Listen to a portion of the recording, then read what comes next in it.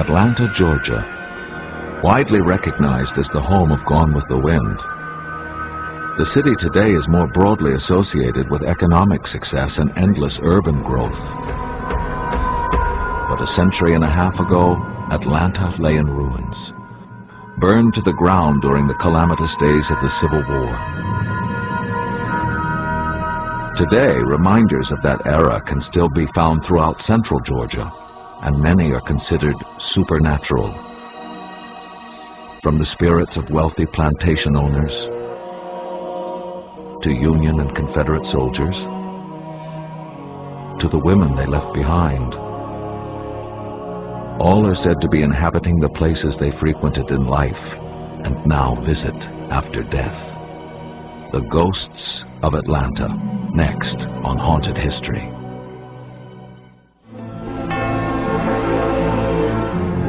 Stories of the supernatural, fact or fiction. Through a veil of sightings and encounters, we catch a glimpse of our historical past on our journey through haunted history.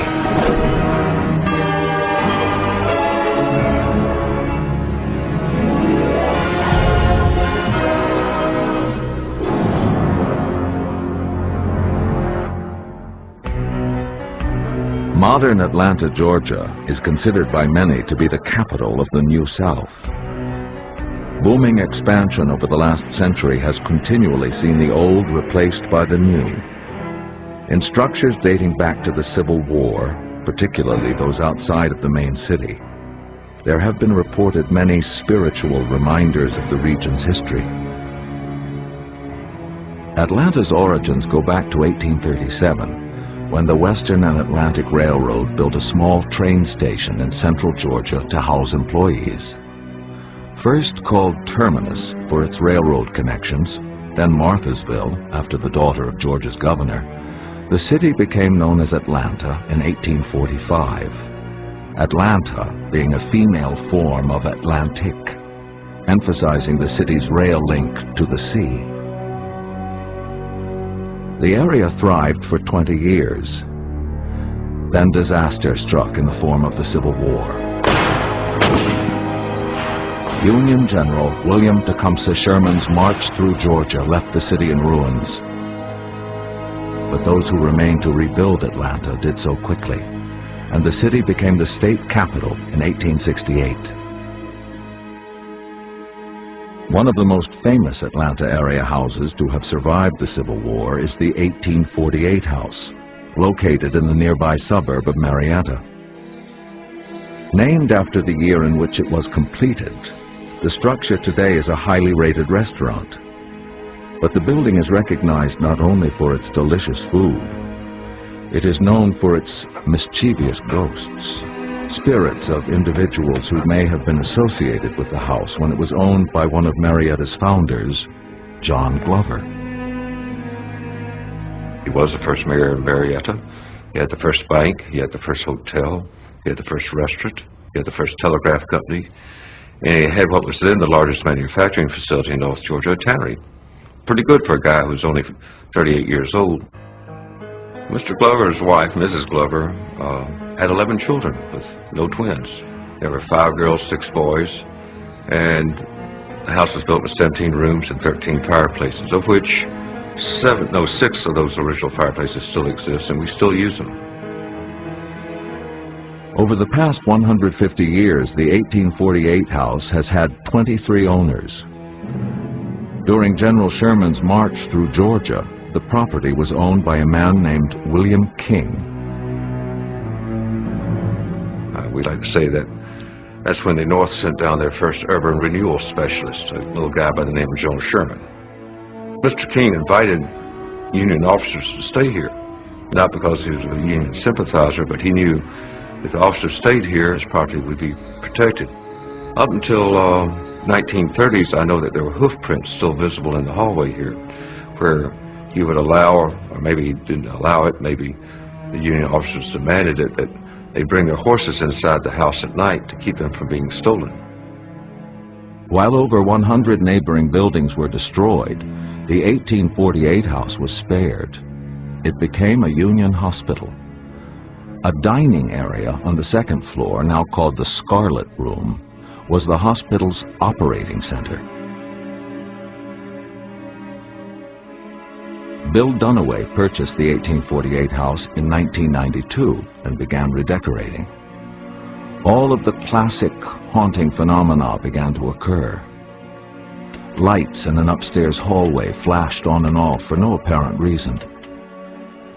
A stereo system designed to provide soothing music for diners suddenly changed to blaring rock and roll. Chandeliers throughout the house routinely swung in large arcs for no reason whatsoever. And then there were the rocking chairs. It was a bright, sunlit day. There was no wind going. And all of a sudden, my daughter started pointing out front and saying, "Mommy, Mommy, Mommy." And everyone turned around, and on the front porch, there were 3 rockers on that side of the house, and 2 of them were rocking very purposely.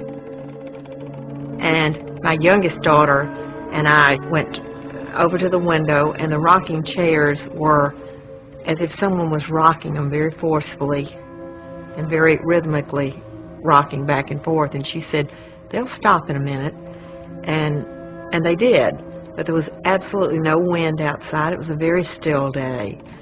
And again, we just chuckled, and she said that we've had stories of that happening before. Of all the strange incidents that have been witnessed at the 1848 house, the most bizarre seemed to occur on the building's second floor, either inside or across the hall from the Scarlet Room. Dot Dunaway recalls one such occasion involving a flower arrangement she had assembled. The flowers had been arranged early in the day and placed on the sideboard. The guests had just left as the party had ended, and I was standing with my back to the room and talking to a friend, and she watched the flower arrangement on the end of this buffet lift up, and as if someone lifted them up and threw them on the floor. And she was absolutely stunned, and a shocked look on her face. And I said, "What's the matter?" And she said, I just saw the flowers fall over." Whose spirit could be responsible for the strange experiences at the 1848 house? The Dunaways can't be sure. Their only clue has been the transparent figure of a woman seen in an upstairs window of the Scarlet Room. This was a reporting from guests that were in the house, and they were seated in a glass room area in one of the new wings, and they could look up and see the window to the room on the back of the house. But as they looked up, they heard a train whistle in the background, and as you know, we're not far from the railroad track. And when they did, an image of a woman appeared. She had a white dress, and then she disappeared, and then the train whistle blew again, and there she was again, and then disappeared. And they had a very strong reaction to it, because they didn't think, "Oh, I'm seeing things." They said, "I know I saw that." And the reason why they noticed her was that while they were watching her, she didn't walk away from the window, she didn't draw back, she just kind of disappeared. So for about the next 6 months, we all wore ourselves out. Every time we heard a train go by, looking up at the window or running upstairs, and we've never duplicated that. A male figure has also been spotted on occasion by employees and guests of the 1848 house. As with the mysterious woman, no one can be certain of his identity. But whomever the spirit supposedly haunting the 1848 house may be, they are not feared. In fact, they are welcomed. Almost. There's a very peaceful feeling of all the generations that have come and gone, and that this house has withstood so much. And you have a feeling that this place is very indestructible. So I just accept them. Some people ask me, whether or not I believe there are ghosts here, and I say, well, I really don't know, but I'm not going to spend the night here by myself and become a believer. The spirits said to inhabit Atlanta's northeast suburb of Marietta are apparently not exclusive to the 1848 house. Many bizarre occurrences have been reported several miles away, at another building spared by Sherman's forces, the Kennesaw House. We now return to Haunted History. Today, in the heart of Marietta, the second floor of a building known as the Kennesaw House is the home of the town's historic museum. Originally constructed in 1845 by the same man who built the 1848 house, Mayor John Glover, the Kennesaw is thought by many to be haunted. The establishment, however, first gained notoriety not because of its supernatural inhabitants, but its earthly ones. A true incident that began near the Kennesaw House in 1862 inspired Buster Keaton's classic silent film, The General. Keaton played a Confederate engineer whose locomotive, the General, was stolen by a band of 22 Union soldiers and sympathizers disguised as Southern civilians. Headed by James Andrews, the unit became known as Andrews Raiders. The night before the theft, Andrews and his men stayed at the Kennesaw, then a hotel called the Fletcher House. In this room, now part of the Marietta Museum of History, Andrews Raiders fine-tuned their plan. The men chose the Fletcher Hotel for good reason. It appears, it appears that Mr. Fletcher, who owned this building, who was a Unionist, he originally came out of Massachusetts, it appears that he helped them set the raid up, along with a gentleman in town here who was his son-in-law, Mr. Henry Green Cole. Mr. Cole not only was a Unionist, he was a Yankee spy that knew General Sherman. The chase that ensued following the theft of the General has become the stuff of legends. Despite efforts by Andrews to disconnect railroad telegraph wires and rip rails from their wooden ties, rebel forces riding the Confederate locomotive Texas caught up with the General just south of Chattanooga, Tennessee. Andrews and 7 of his men were tried in Atlanta and hung. The other 14 were sent to Confederate prisons, where 8 escaped and the others eventually were paroled. In 1863, 19 of the 22 raiders were awarded the nation's first medals of honor, some posthumously. But Andrews did not receive a medal, as he was a civilian. Today, the General resides in the Kennesaw Civil War Museum, where restoration experts have the locomotive looking even better than new. No ghosts have been reported haunting the General, but a few miles away, the Kennesaw House has been said to house some 700 spirits, one of whom may be that of James Andrews, perhaps reliving the morning he left the hotel before the famous raid. We were working and we heard this tapping noise down on the handrail, which we have an iron handrail. It sounded like a man's wedding ring. It was heavy sounding, not like a lady. It sounded like a man's wedding ring. It went tap, tap, tap, tap. So I walked down here to the door, opened the door, and the tapping stopped. There were 3 of us here that heard that, so I can't be considered totally insane. The sound of a tapping ring is just one of many unexplainable occurrences experienced by Dan Cox and guests since the Marietta Museum opened in 1992. Many hauntings have had something to do with medicine and doctors, which seems appropriate considering the building's history. As the Civil War progressed, the Kennesaw House served as a hospital facility for Confederate soldiers. Later, after General Sherman's occupation, the building housed Union patients. One of the first people to witness a ghostly reminder of the building's medical past was author Barbara Duffy. my attention was drawn to the far corner of the room, and there materialized a scene, an operation that was going on, and a large man was leaning over, and he had huge arms, and his white shirt was rolled up high on his arms, and just as quickly as the scene appeared, it began to fade away. Dan Cox experienced another medically oriented apparition one evening in 1998. I was standing at the elevator waiting for it to come up, and what I think I saw was a gentleman about 5'7", 5'8".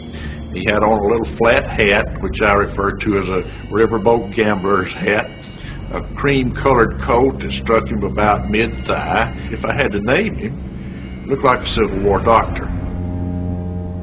The eeriest of all incidents experienced by Dan Cox involves what may be a female ghost. She first contacted Dan only verbally. We have a back area, sort of like a break room back there. And there's just one place where I walk into that particular room that I can hear my name called, just as plain as if you were to call it right now. Then the female ghost apparently decided to show herself on a television security monitor. And I just so happened had been taking photographs, and I had my camera sitting on a tripod and took a picture of the TV monitor, and she's on our picture here. Dan Cox doubts newspaper accounts that claim the Kennesaw house contains 700 ghosts. But whatever the number, he finds them far more fascinating than frightening.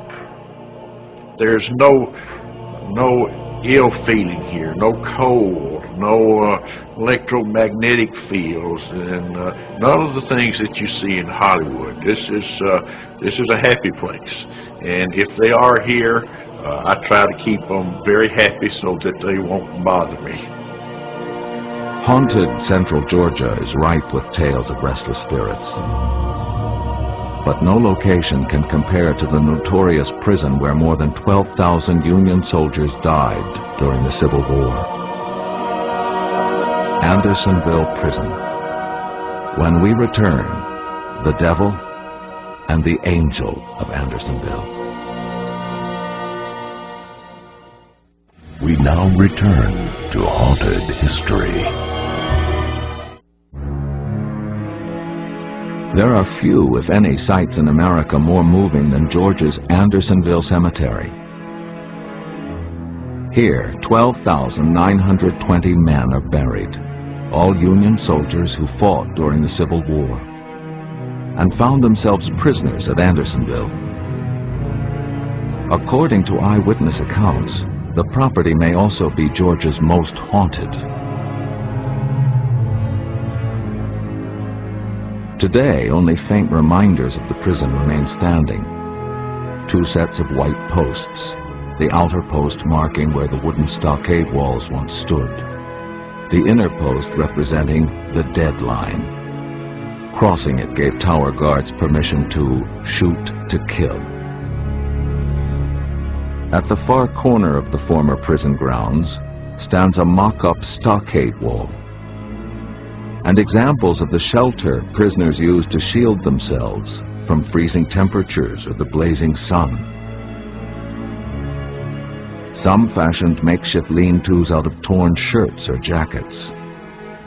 Others dug trenches that resembled graves more than shelters. Now, many Civil War prison camps were inside of buildings, forts, or warehouses. Andersonville and some others were totally exposed to the elements. Basically, the prisoners of war were surrounded by 4 wooden walls and nothing overhead. So you can imagine here in southwest Georgia, the heat of summer or even the cold of winter and being totally exposed to the elements without any clothes or shelter issued to you. Made for a very bad experience.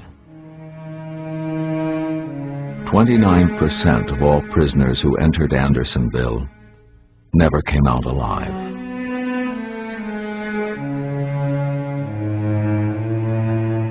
33,000 men were held in a 10-acre space designed for a maximum of 10,000. That gave each man a 4-foot by 6-foot living area. Private Austin Carr of the 82nd New York Infantry survived. It is horrible to see the squalor and wretchedness here. Many men are fairly ate up with maggots or lice. The sight of a fellow prisoner in the agonies of death excites no more feeling to the men than as if they were watching an insect squirming in the dirt. It is a horrible place, the place of the living dead. The Confederate officer in charge of the prisoners at Andersonville was Captain Henry Wirtz. Wounded severely in the Battle of Seven Pines, Wirtz found his right arm shattered. He was assigned in March of 1864 to take charge of the interior prison at Andersonville. Those who gave Wirtz trouble were given additional burdens to bear.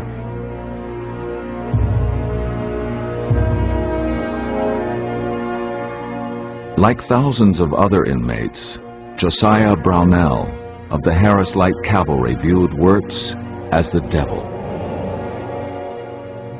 Here I made my first acquaintance with Captain Wirtz, and a more brutal coward I never saw. The wearing of the ball and chain was one of the most cruel of punishments. The only way to get rid of this ornament was to watch for Wirtz when he came into the prison and beg of him to have it removed. Sometimes he would relent, but more often the only answer would be, "Get out, you damn thief of a Yankee." While historians have always noted Wirtz's penchant for profanity and strict discipline, they also note that when it came to improving conditions at Andersonville, Wirtz was in fact powerless.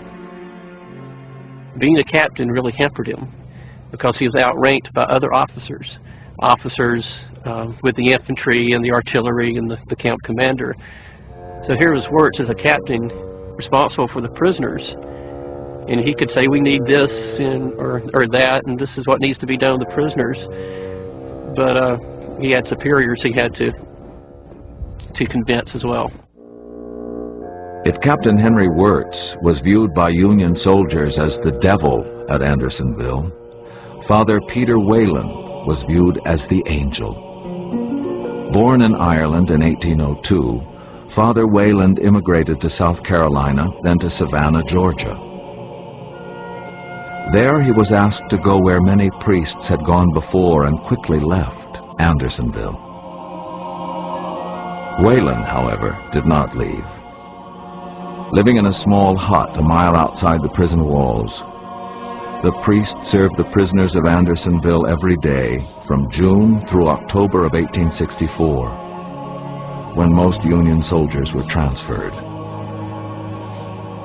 So if you think about this one, basically this one priest and well over 30,000 soldiers inside, many Catholics that he had to try to give hope to for meeting the last rites to. I mean, it was just an awesome task, an awesome responsibility, and one that Father Peter Wayland definitely took to heart. I mean, he went just above and beyond the call of duty to try to help the situation at Andersonville. Father Whalen administered to the prisoners' physical as well as spiritual needs. In late August of 1864, he borrowed $16,000 in Confederate money from a successful restaurant owner in Macon, Georgia, purchased 10,000 pounds of wheat flour, and had it baked into bread that he carried into the prison. The precious food, which lasted 4 months, became known as Wayland's bread. In the diaries of Union soldiers imprisoned at Andersonville, Father Wayland was frequently mentioned. By coming here, he exposed himself to great danger of infection. Kneeling down by the side of decaying bodies, in the stench and filth of the gangrene wards, many and many a time I have seen him praying. His services were sought by all, for in his kind and sympathizing looks, his meek but earnest appearance, the despairing prisoners read that all humanity had not forsaken mankind. It wasn't just Catholics who looked forward to Wayland's visits to the prison. Other denominations represented in the camp also wrote many wonderful things in their diaries and memoirs. They really appreciated and loved Wayland whether they're Catholic or not. The end of the Civil War brought very different outcomes to the lives of Captain Wirtz and Father Wayland. Wirtz was taken to Washington, D.C., where he was tried and hung for not improving the horrifying conditions at Andersonville. Most historians, I feel today, would agree that Wirtz was a scapegoat. Somebody was going to pay for Andersonville, and it was Wirtz. Father Wayland, who testified on Wirtz's behalf at his trial, returned home to Savannah, where he died of lung congestion in 1871 at the age of 69. Today, Andersonville is home to the National Prisoner of War Museum, honoring imprisoned soldiers from all conflicts. And although most visitors feel the spirit of Andersonville's horrific past, some claim to have actually spotted ghosts. Two of the most commonly recognized are Captain Wirtz and Father Wayland.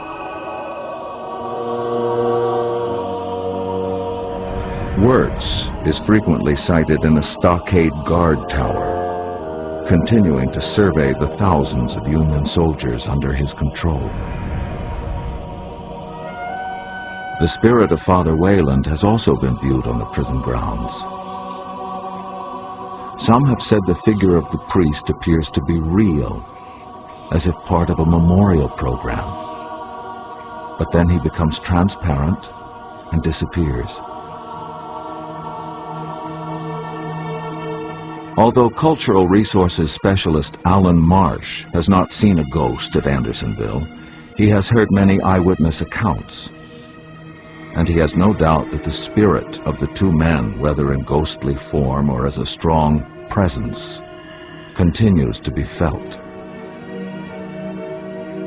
You definitely get a very intense feeling and emotion when you come to Andersonville. Whether you're standing in the cemetery and seeing the row upon a row of marble headstone, just a sea of marble, or if you're standing in the prison site where so many thousands suffered and so many thousands died, and knowing that these were men and women and boys with families that many never saw again, it is, and it's beyond, in a way, it's beyond emotional. If somebody says, I saw a ghost, or yes, there's ghosts at Andersonville, out of any place, a place like Andersonville would be a place to hear and see things. And just because I haven't seen one, I'm not going to tell anybody that they haven't.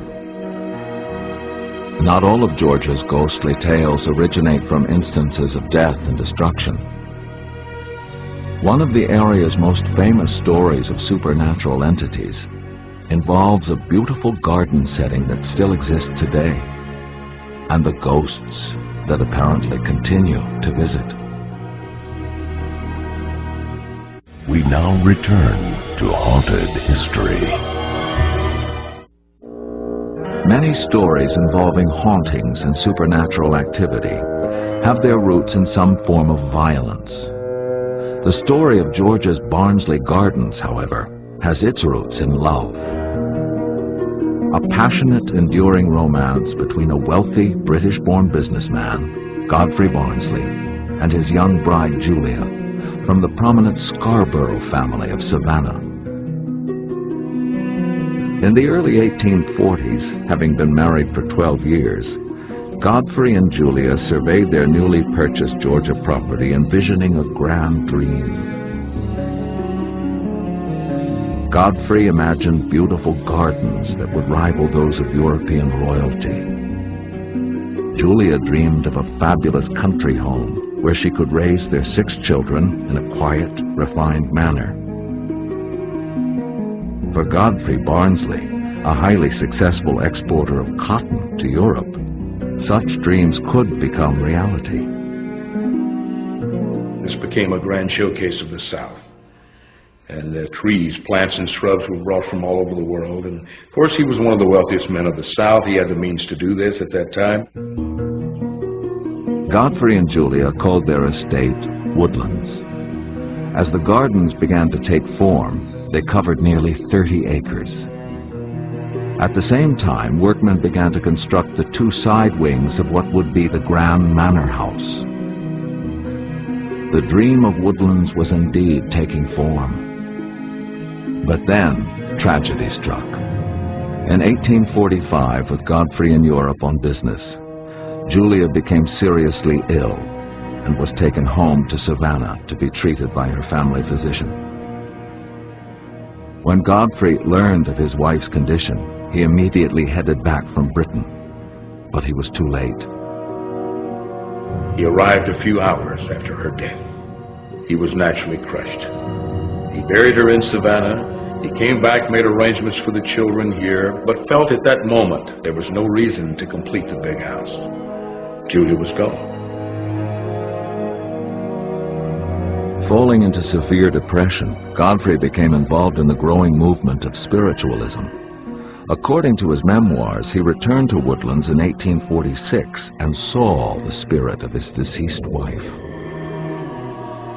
He went out into the gardens, into the parterre, and he suddenly felt the overwhelming presence of his Julia.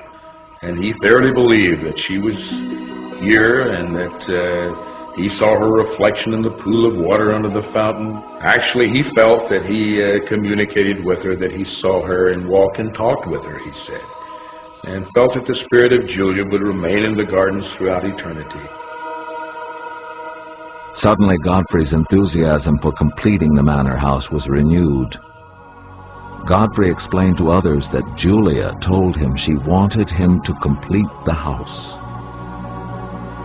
Not long after Godfrey began new work on the manor house, he received a chilling letter in the mail. The letter said, "My dear mortal Barnsley, Julia is with me and all doing fine." It was signed William Scarborough II. And it was in the signature of his late father-in-law. So it was pretty much a supernatural communication from a ghost. With renewed vigor, Godfrey Barnsley completed his manor house and gardens. He was following the concepts of Andrew Jackson Downey, the premier landscape architect of 19th century America, who was well known as the one who designed the grounds around the White House, the Capitol, the Washington Mall, and people came from near and far to see the place. Sadly, however, the stately gardens and home that Godfrey's passion was able to create in 20 years became trampled and nearly destroyed within a few months during the Civil War. Godfrey himself invested heavily in the Confederacy, lost a fortune, and died penniless in 1873. The Barnsley property remained in family hands for another 70 years. Throughout this period, family members continued to deal with tragedy. In 1906, a tornado blew the roof off the manor house. In 1917, Addie Barnsley, granddaughter of Julia, had two grown sons attempt to revitalize the property. Both Preston and Harry were totally devoted to the effort. Preston, however, was distracted as he set out on a boxing career as K.O. Dugan.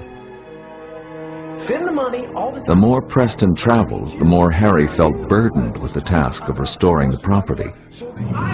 In November 1935, Preston returned home, accusing his brother of cheating him out of his part of the estate.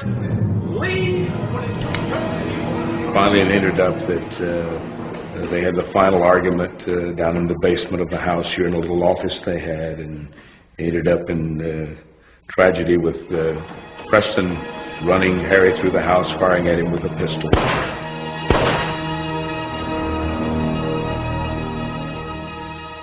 Harry died in his mother Addie's arms. Just as Godfrey Barnsley walked in forlorn depression through his carefully manicured gardens, so did his granddaughter Addie. And she too experienced apparitions that gave her hope. She claimed to have communicated with her deceased son Harry and her grandparents, Godfrey and Julia Barnsley. She thoroughly believed that she saw them in the gardens, and sometimes about dusk in the evening she would go out and sit in the gardens and for maybe a half hour, and she would come back and tell about some of her discussions with her ancestors and so on. With one son killed and another in prison, Addie could not afford to keep up the estate. Most of the Barnsley heirlooms were sold at auction. The house and gardens were put up for sale. Today, Godfrey Barnsley's woodlands are officially known as Barnsley Gardens, a resort and spa community. The gardens still exist and bloom beautifully in the spring. The manor house stands in ruins, providing visitors with a glimpse into the area's historic past. And are the spirits of any Barnsleys still lurking about? Barnsley Gardens concierge Donna Martin feels that she caught a glimpse of Godfrey emerging from what was once a vault where his valuable papers were stored. Donna was with a fellow employee when she experienced the vision. I guess I just kind of paused, and she looked at me and she said, "What did you see?" And I said, "Nothing." And she said, "You saw something," because she said, "It's written all over your face."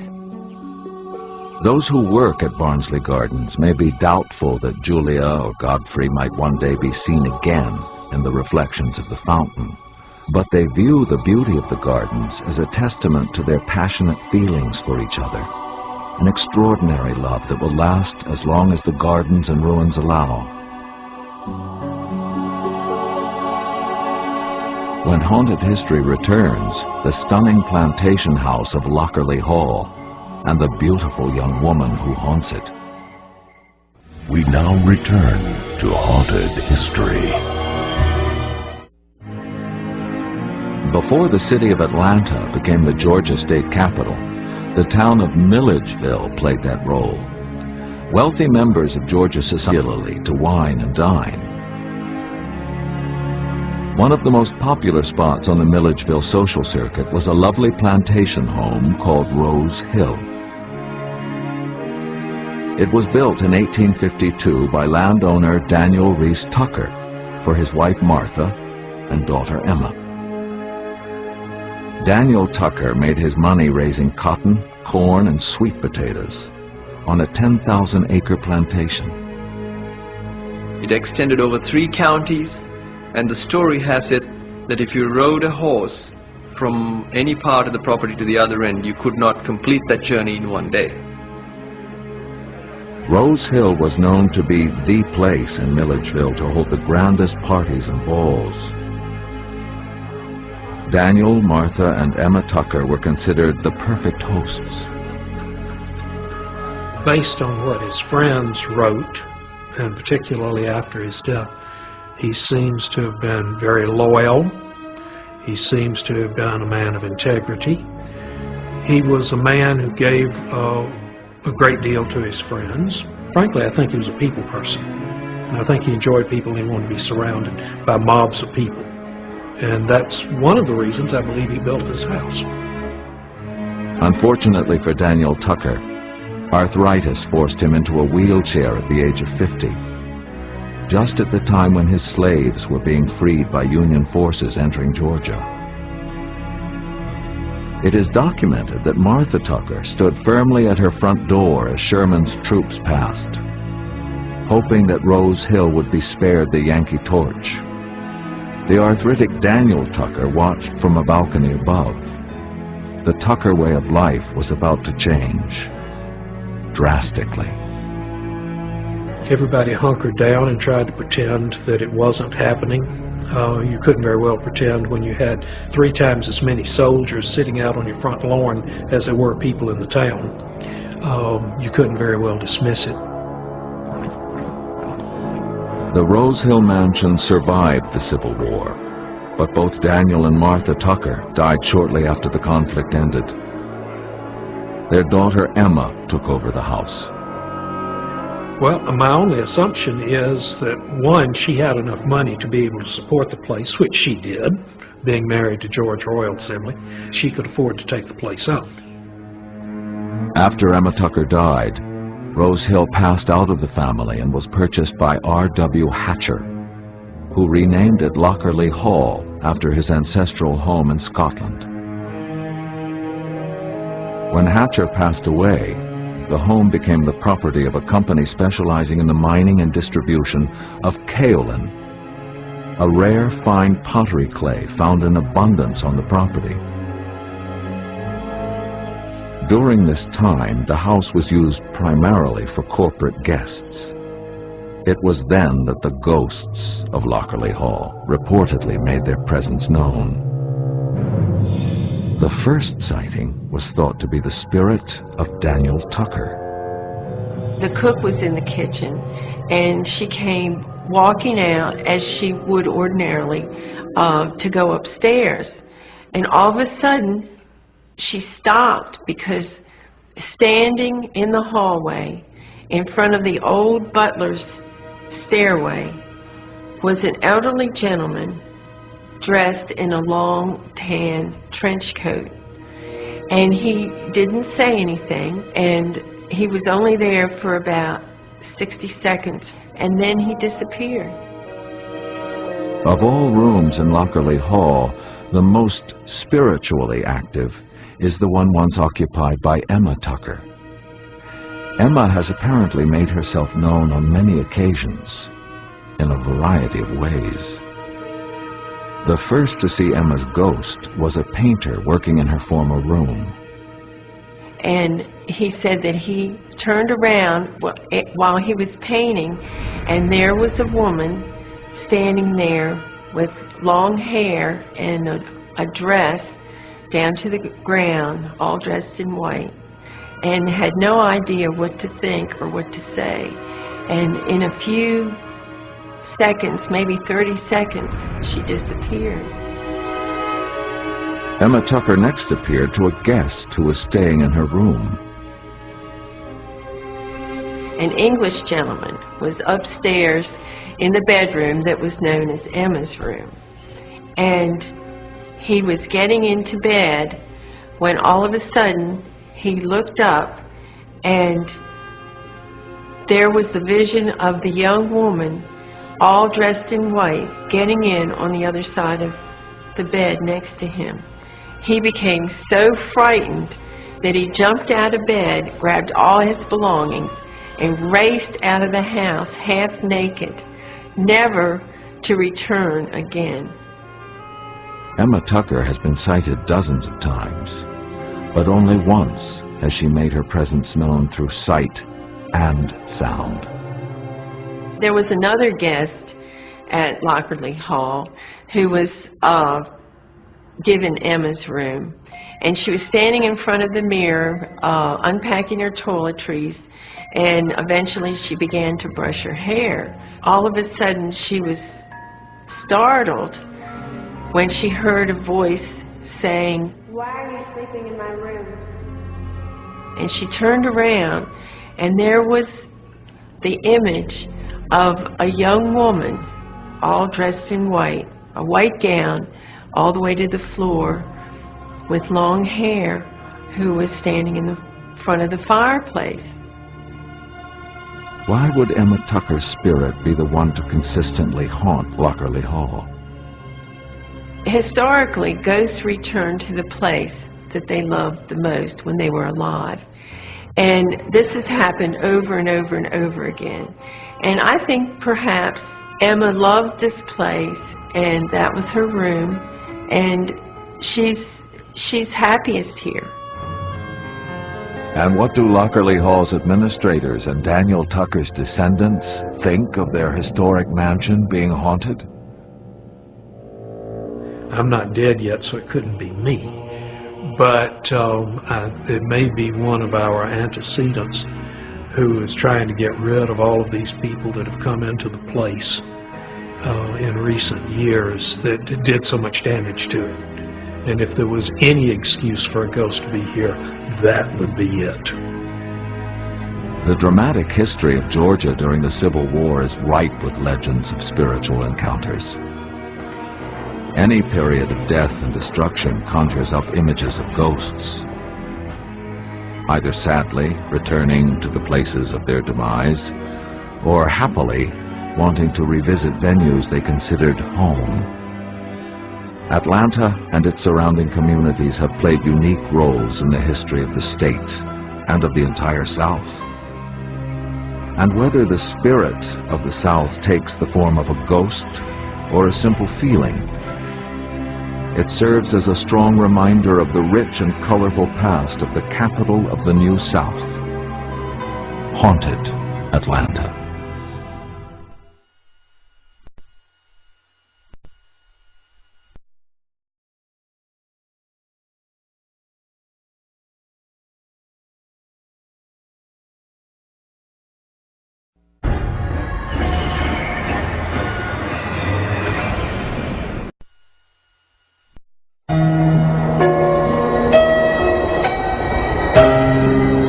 Nestled among these miles of evergreen forests and rocky coastline is the home of some of the nation's most restless spirits.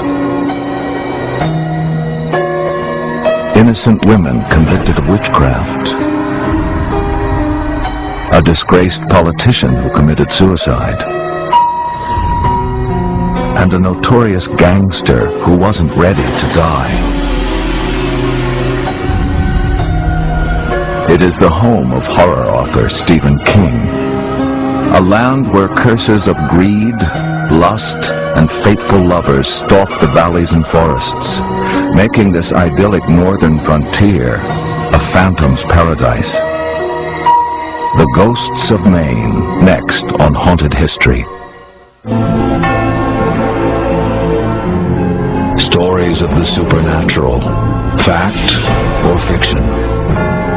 Through a veil of sightings and encounters, we catch a glimpse of our historical past on our journey through haunted history.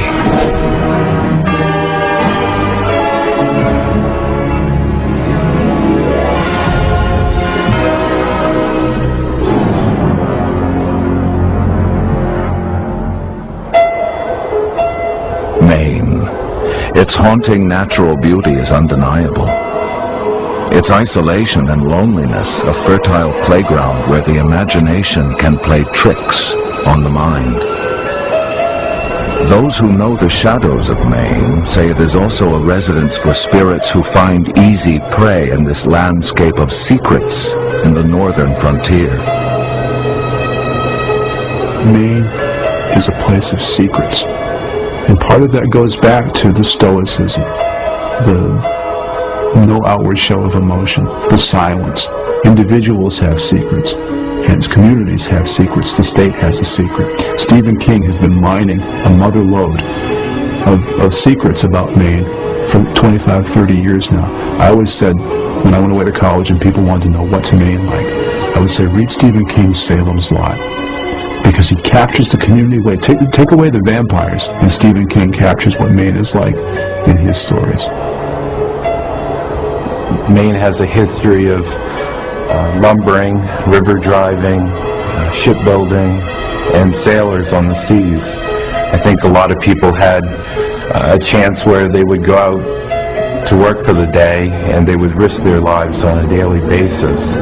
These lives would end tragically, and thus I believe that spirits and shades are inhabiting its borders.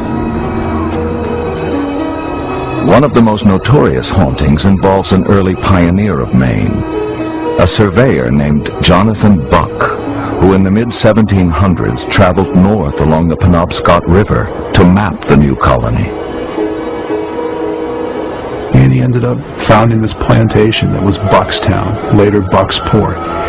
His claim to fame was that during the Revolutionary War, he led an effort that repelled the British troops as they were coming up the Penobscot River. For his efforts, the British chased him back to Massachusetts, where he stayed for 4 or 5 years until it was safe to come back here. He came back and settled in the area as the first justice of the peace for this area, Buckstown, that became Bucksport, named after him. Lived out his life fairly quietly. But it wasn't until after his death that Jonathan Buck's name became associated with one of the state's best-known ghost stories. In the Buck family graveyard in downtown Bucksport, Buck's relatives placed a large marker near the family grave. Not long after the marker went up, the image of a woman's leg mysteriously appeared on the stone. Despite efforts to remove the image, the leg remained seared in the granite. Stories began to circulate about Jonathan Buck. It seemed that there was more to the surveyor and Revolutionary Army colonel than people in the town that bears his name realized. There's one good little version about he met a beautiful Indian girl, and they got in some kind of a fight, Mr. Buck, with the Indians, and they said that in years to come they'd put a curse on that leg, and to me that was about the tamest of the stories they told. The most popular story claims Jonathan Buck had an affair with a beautiful young woman in the village. Though Jonathan was married, he was able to keep the relationship a secret from his wife for months. But when she found out that her husband had been seeing the girl, she threatened to tell the town's leaders and ruin Jonathan's reputation. In an era when witchcraft was still seen as a threat to society, Jonathan concocted a story to save himself. He fabricates a story that he suspects the woman of witchcraft, and so he's been keeping an eye on her. Well, the story just grew from there. The woman ended up being tried for witchcraft, and Colonel Buck was given a choice. He could come forward and give the truth that he was having an adulterous affair with this woman and that the witchcraft story was just something he made up, or he could stay silent. She could be tried as a witch and executed, which is what he did.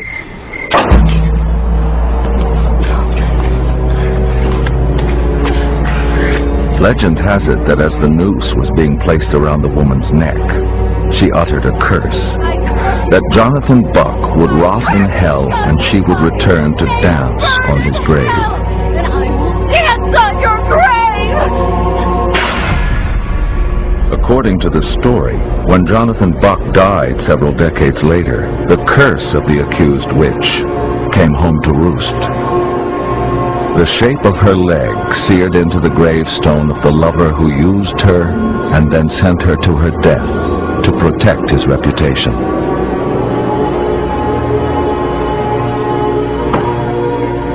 Another story says that Jonathan and his lover had an illegitimate child, a son. In this version, the woman was accused of witchcraft and burned alive, and her young son tried to save her. And as the woman was being executed for witchcraft, the child came and tore, as she was being burnt, he tore a burning leg off of the body and absconded with it, took off with it. And then later, when Colonel Buck died, this leg reappeared on his monument as part of the curse for wrongly executing this woman. The story of the Buck curse was first published in 1899. Since then, tales of hauntings by Colonel Buck and the witch have been fodder for local folklore. Some report a strange presence near Jonathan's tomb. Others have said they've heard the voice of the condemned witch cursing Buck for all time. In one version, there is a vision of Colonel Buck after he has died, actually coming out of the grave and putting the outline of the woman's leg there in his own blood. At the Bucksport Historical Society, Fran Bemis recently received a strange stone from a woman who once visited the town. The rock bears an eerie resemblance to the Buck Monument. it seems like when she was a little girl, she visited Bucksport and she saw that leg on the monument. She was very fascinated by it. And later on in life, she went on a picnic somewhere and she happened to find this rock that I have in my hand. And when she picked it up, it fell apart. And she opened it, and lo and behold, there was a leg on that rock, and it was so much like that leg on that monument that she'd seen as a little girl that she thought she should send it to us. But she said, there's just one thing I'd like to say. I've had bad luck ever since I found this rock. Please don't return it. For the town of Bucksport, the story of their founder has been a blessing and a curse. There's the part of the town that objects to it and finds it offensive that the founder of the town has been labeled an adulterer, a murderer, a witch judge, and that this curse has tainted the memory of the founder. There's a part of the town that has prospered from this curse. Bucksport is not a major tourist destination. It has been a mill town that has drawn people to the town through this curse. The story has spread from Maine to New England, from New England to the United States, from the United States to all over the world, and people do come here to see this monument. They spend money. The lure of money lies at the heart of another haunting, this one in the city of Bangor, where a once respected mayor fell from grace. Those who believe say his wayward spirit still haunts the halls of his home, where more than 100 years ago, he took his own life. The state of Maine has long been known as a bastion for conservatism. It was home to the world's first total abstinence society, which was founded in 1815. In 1851, the state banned the manufacture and sale of liquor, an edict that remained in effect until the repeal of national prohibition in 1933. The state's strict moral code required politicians to live on the straight and narrow. Most succeeded. Some did not. In the city of Bangor, the 19th century home that today houses the city's historical society, staff members say the spirit of a disgraced mayor still prowls the hallways and staircases looking for redemption. His name was Samuel Dale. Samuel Dale came to Maine as a young man. He held a couple terms as mayor, once in the 1850s and then again in the 1870s. He was a very popular mayor, and he was very well liked, and Bangor at its time, being its heyday, was a wonderful industrial place, very fast-moving type of place. Bangor was kind of thought of as it was attempting to be the next biggest city after New York. In the fall of 1871, the city of Chicago suffered its Great Fire. Decades earlier, Bangor also had a fire. So out of empathy, Mayor Dale raised $10,000 to send to the fire victims in Chicago. At the same time, Mayor Dale learned that U.S. President Ulysses S. Grant would be visiting Bangor.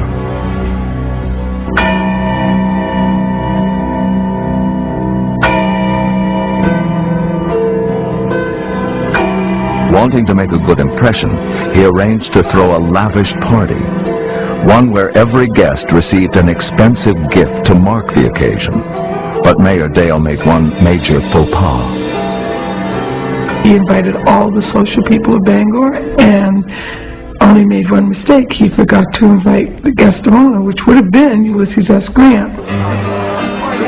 He thought he dotted his I's and crossed all of his T's, and everybody was here in attendance, but he forgot to invite the president. So he went down to the Bangor house and asked the president to please come, and begrudgingly, President Grant did come up and receive the fellow Bangorians.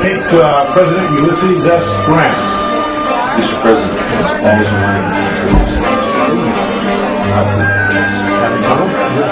Reports say the perturbed president showed up, but didn't stay long.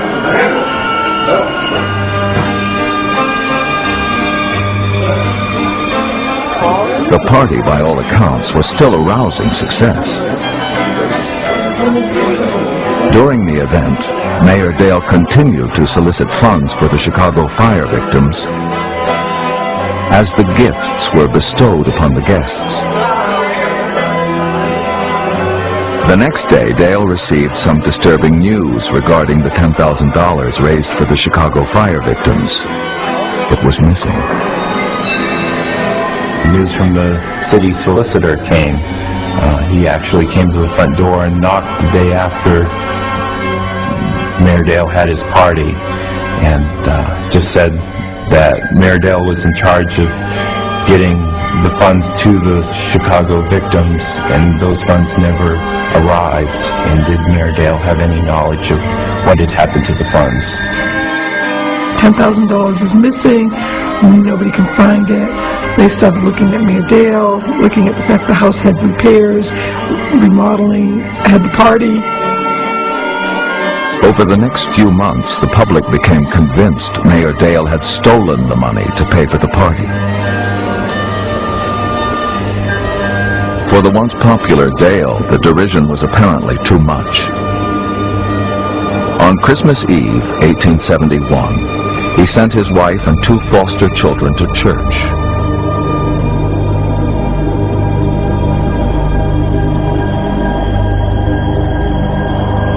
When they returned, they found Mayor Samuel Dale dead.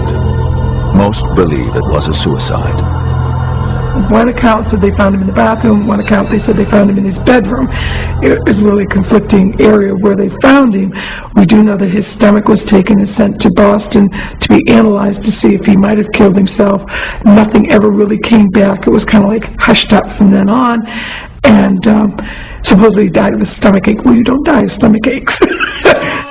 It kind of left a little mystery of why. But the minute he did that, everybody knew that he had taken the $10,000. Since then, strange occurrences have been reported in the former Dale mansion. Eerie sounds, doors opening and closing, lights going on and off. Some believe it is the spirit of the disgraced mayor that inhabits his old home. Still filled with regret over how his final term as mayor came to an end. Historical Society volunteer Carolyn Roddick says she encountered the ghost of Sam Dale while trying to open a door leading to the building's cellar. I unlatched it and I couldn't get the door open. And I know that everybody has had no problems opening that door. And one day, I just couldn't get the door open. It just wouldn't budge. So I finally said, Sam, let go of the door. And when I had said that, the door just opened right up. And nothing was there. It was just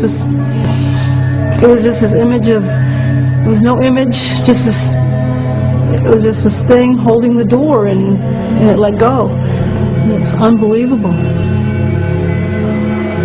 Historical Society office manager Norma Town has had her own share of brushes with Sam Dale's ghost. I could hear murmuring of like somebody talking, and I would go to check to see if somebody was in the house, that maybe come through the front doors, which are bolted, and there'd be nobody. I'd go all the way through the whole house. There's nobody here. Perhaps most frightening, Town says, was when she was working and the entity touched her. I went back to my desk and sat at my computer and was typing away, and all of a sudden I felt fingers on my elbow, and I jumped around and I was going to slap him thinking it was my boss, and there was nobody there. And I said, okay. But I thought for a minute and I rubbed my elbow thinking, was it a sensation? I said, no, those were fingers. I felt fingers, and I really felt like I wasn't alone in this house anymore. It seems the office's computer room is a favorite haunt of the mayor. On several occasions, the computer has turned itself on and logged onto the internet without anyone from the staff touching it. It'd be lunchtime, all of a sudden you'd hear the computer start talking, and all of a sudden, whoop, up come the internet, and I would just say, Mr. Dale, leave my computer alone. Take it off, and it would stop doing it for the rest of the day. But you almost had, he was like played games. I always felt it was him. I never felt like it was anything else.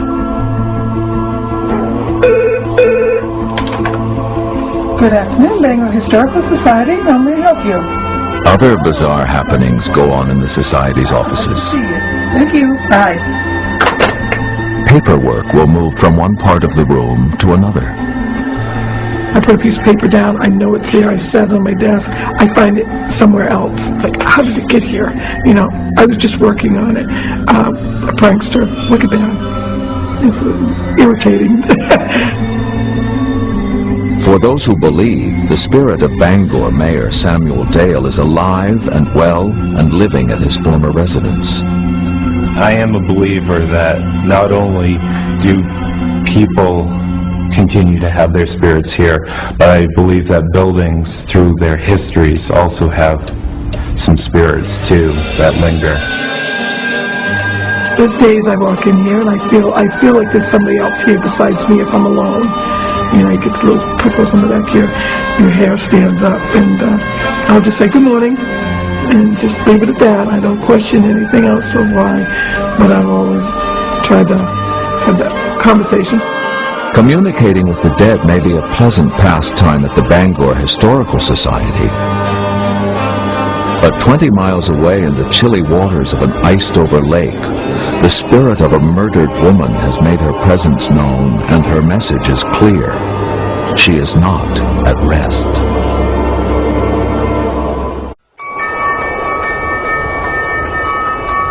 In Maine, the spirits of yesterday sometimes manifest themselves in unexpected ways.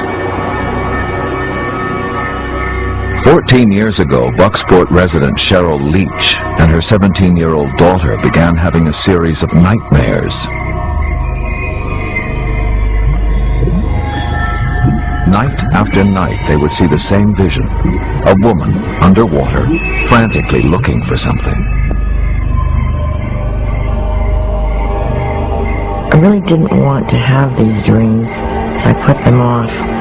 Then my daughter came to me one morning and told me that she was having these dreams, and she asked me if this woman did exist. So that's when we started our journey into finding out whether or not this particular lady did exist. Leach contacted Maine author Carol Schulte, who had written a book on the state's ghosts. Together they began to unravel the strange story behind the dreams. By chance, they stumbled across a news article retelling the tale of a 52-year-old woman named Sarah Ware, who was murdered in Bucksport in 1898. Then when we saw a picture of Sarah in the museum, it was told exactly like the lady that I saw in my dream. And that was very unnerving, going, I've never seen a picture of this lady, but yet she fits the woman in my dreams perfectly. So I knew it had to be her. Sarah Ware was a domestic by trade. She seemed to be a buxom kind of gal, from originally from Nova Scotia. She seemed to be a hardy kind of person, a person well aware of what was going on around her. She favored these little cigar-type things called cheroots, and I think she seemed to like the company of men.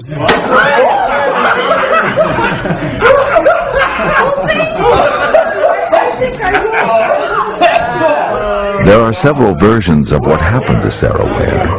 Some say she liked to play cards and was involved in a raucous poker game that got out of hand. Legend has it that in attendance that night were 2 lawyers, a store owner, and a city councilman. When Sarah wouldn't cooperate with their advances, one of the men supposedly hit her on the head and crushed her skull. In a panic, the men decided to cover up their crime. They moved the body to a field. It was found 3 weeks later. Sarah's jawbone and cheekbone were missing. Her lips and ear were discovered nearby. When the police lifted up what remained of her body, her head fell off. Strangely, Sarah's head was kept as evidence at the courthouse, while her body was buried in a nearby cemetery. Cheryl Leach believes the story of the poker game was a cover-up, that powerful men in the community did kill Sarah, but not while playing cards. The night that she was allegedly murdered, there was no poker game that night. But it was covered up by the men to make it look like that there was a poker game that night, when in fact there wasn't. She was just coming home from cleaning house where she had been. The discovery of Sarah's body led to the most sensational trial in Maine up to that point. The leading suspect was a man named William Trueworgy, who was a friend of one of the card players. Trueworgy stood trial accused of murder. Patricia Adams of the Bucksport Historical Society is among those who believe that the trial was fixed. Mr. Trueworgy was charged for the crime, and we think from our research he was hired and paid good sums of money to dispose of the body and to shut his mouth. And we also feel that he was promised that if he was accused of the crime and went to trial, that they would get him off. And his trial was 3.5 years later, and indeed, he was acquitted. In the 1930s, the Paupers Cemetery where Sarah was buried was filled with water for a new reservoir. The bodies were moved, but some wonder if a few weren't left behind. I believe the reason that she came to my daughter underwater was because her body was never actually moved from their first original burial site to where she is now. I believe she's still there. They never actually moved her body. So of course her body was not with her head. Her body was in one place and her head in another. In the 1980s, local journalist Jean Hay went to the county courthouse to investigate a story that Sarah Ware's head was still in storage. It turned out that the story was true. The discovery led to a group of women working together to bury Sarah's head along with the rest of her body. It was Sarah Ware's head, which was in the evidence room for the trial, and it was discovered 80 years to the month after that trial. So it couldn't just be taken out of the courthouse and buried. We had to get a judge to release the evidence to the funeral home. And the funeral home... It helped that the funeral director was actually a cousin of Nancy's and mine. We couldn't just go out and dig a hole and put it in the ground. And he's very official. So he agreed to do it. It became a personal issue with me that I felt that nobody should be disgraced in that manner. That was my personal opinion. And I prevailed upon these two to use their powers to be, and some of the other people to use their powers to bring all of this to closure for this woman. Sarah's head was placed in the ground where her body was supposedly moved during the 1930s. Her grave is now located in a cemetery across the street from the home of Patricia Adams, one of the ardent followers of the story. At the Bucksport Historical Society, Adams keeps a close eye on Sarah Ware artifacts, retrieved from the evidence room at the county courthouse. Items from the murder trial are on display, including Sarah's purse, her rings, and the bloody shawl found under her head. This evidently, as this was rolled up as a pillow under her head, these were the blood stains that must have come from her neck. And actually, when her body was discovered, her hands were placed in a cross. Since Sarah's death, there have been reports of a lonely woman walking near the reservoir at night, searching for something. For those who believe, this is the specter of Sarah Ware looking for closure to her tormented existence. Cheryl Leach thinks she started having dreams about Sarah for a reason, to one day tell the story of who is responsible for her death. Probably because there were 12 original people that were involved in the actual murder of Sarah. And I'm sure each family told somewhat their own version to, their descendants going down through. And of course there have been a lot of relatives. So each one is still perhaps trying to do a cover-up of what actually happened. Regardless of who killed her, the fact remains that in 1898, a woman named Sarah Ware was brutally murdered, and her life force lives on today in the town of Bucksport. Some ghosts may choose to communicate through visitations or apparitions, but one specter of a murdered bride makes her presence known in a more musical manner. Her spirit is heard in the sound of piano music that echoes in the din of Maine's thundering ocean surf.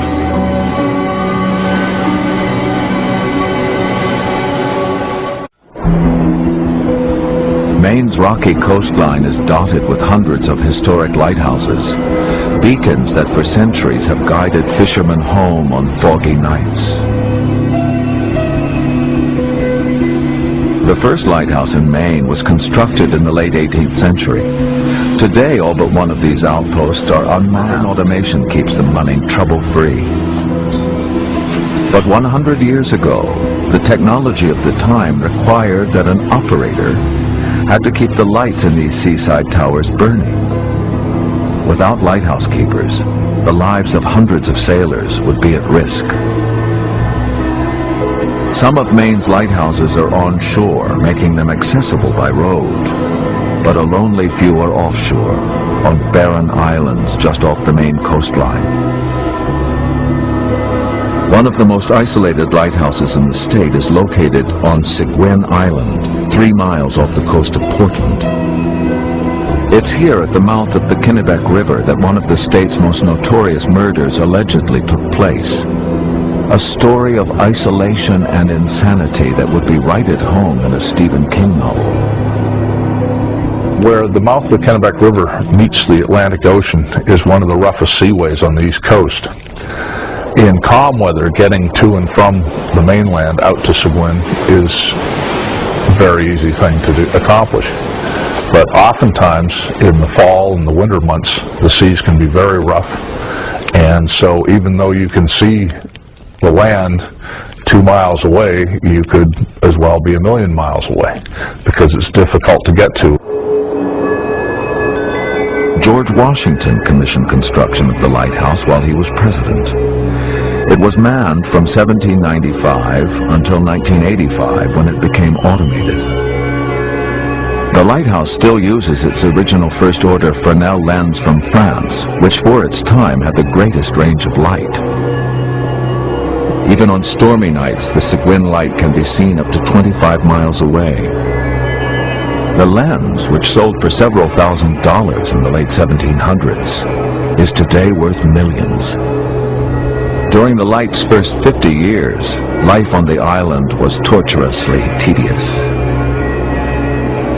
Winters in Maine are long, and when you're out on an island tending a light day in and day out, watching storms go by, and wishing for warmer weather so you can plant your garden and grow, I imagine life out there could be pretty monotonous. They didn't have the luxuries we have now. There were no stereos, there were no CD players, no MTV. So life was probably pretty sedentary. And when you live out on an island where you're surrounded by water and you feel isolated, possibly things start happening to your mind. It was into this solitary existence that a young lighthouse keeper arrived with his new bride from the mainland in the mid-1800s. The story goes that the man planned to serve his time on the island, then move to a better assignment. He hoped his wife could handle the isolation. But as the days turned to weeks and weeks to months, it became obvious the strain of this lonely existence was taking its toll.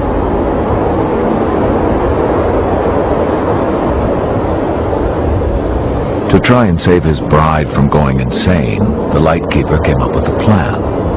He'd import a piano from the mainland to help the young woman fill the lonely hours. The piano would have been purchased in those days probably in a shop in Boston and shipped down east, as Maine is called, on a ship, and then put on a barge that would be brought out to the island, perhaps a sailing barge in those days, then carefully carried ashore and loaded onto a cart and dragged by the oxen up to the top of the island, dismantled, carefully carried into the house. The woman had learned to play the piano as a young girl, but she told her husband she only knew how to play with sheet music. It turned out the piano came with a single piece of sheet music. Happily, the woman began to play the song. Within days, she had mastered the piece. But without any other music to play, the woman continued to play the same song over and over again. It became her obsession. Her husband begged his wife to play something else, but she refused. Day and night, night and day, the same song rang out from the piano. Despite keeping busy with his work, there was no escape from the incessant music for the husband. Just as his wife was driven insane by the isolation of the place, so too did the husband slowly lose his mind, set to the relentless singular tempo played by his wife. In a final attempt to save his sanity, the man said his wife's music had to end. Her song was driving him to madness. Crazy.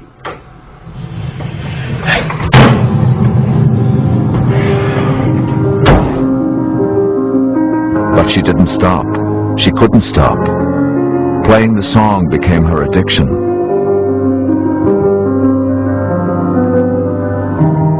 Driven to the brink, legend had one night the husband got an axe.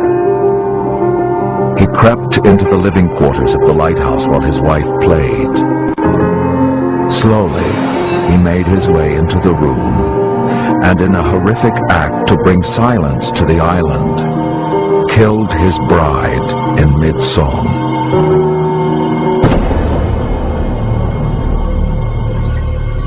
She died in a pool of blood that flowed among pieces of wood, piano strings, and ivory.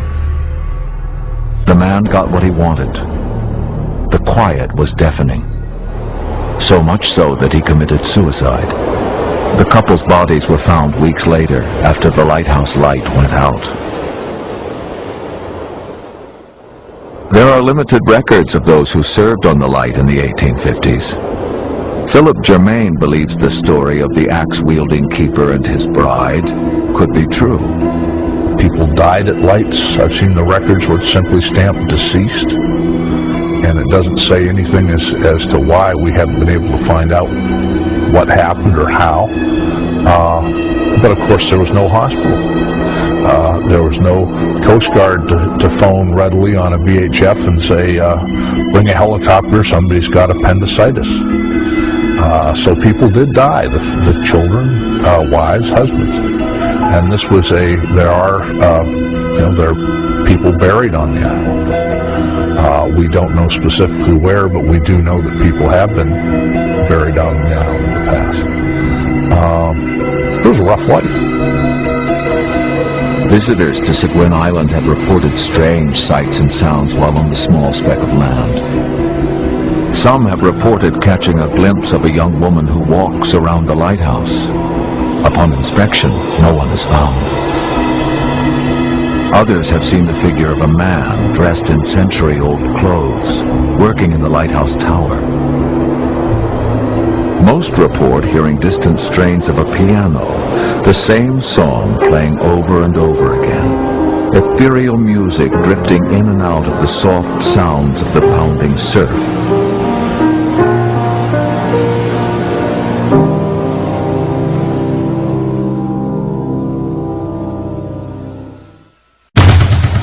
In downtown Bangor, it's not the sound of surf that conjures up images of spectral visitors, but the report of gunfire that put an end to the violent life of one of the nation's most notorious gangsters.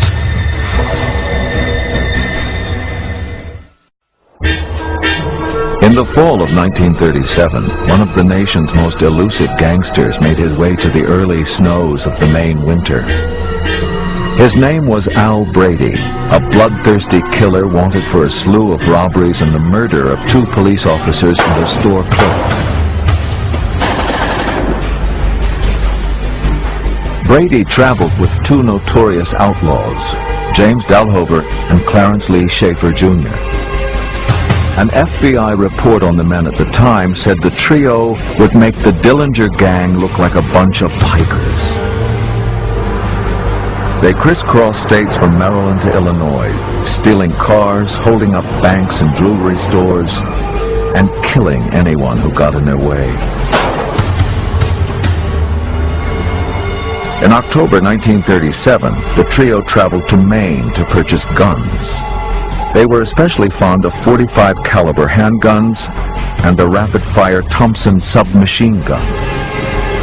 Maine was far from the areas where the Brady gang was wanted, and the state was a refuge for gun lovers who came north to hunt. So Al was thinking to himself, what a great place to buy machine gun parts. What he didn't know was that they were driving right into an FBI trap. It's Columbus Day, October 12th, 1937, in downtown Bangor, Maine.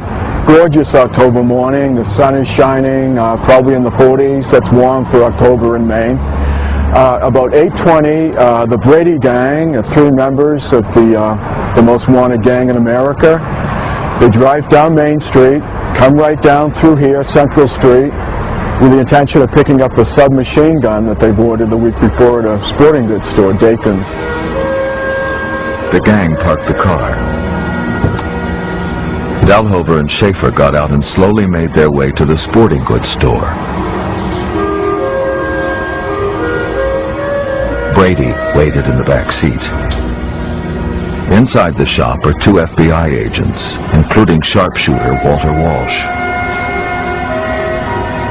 Dalhover goes into the store, goes up to the counter, says, "Know about that stuff I ordered?" Walsh comes out in the split-second blink of an eye, puts a gun in Dalhover's ribs and says, "Stick him up!" And Dalhover's thinking, who is this clown? Big mistake, because this is one of America's sharpshooters. Walsh tackles him, wrestles with him on the ground. Every time he says, "Where are your pals?" he lets him have it right across the bridge of the nose and on his face, cheekbone, with the butt end of his revolver. Schaefer saw what was going on in the store and fires 2 shots through the glass. In an instant, FBI agents across the street and on rooftops unleash a hail of lead.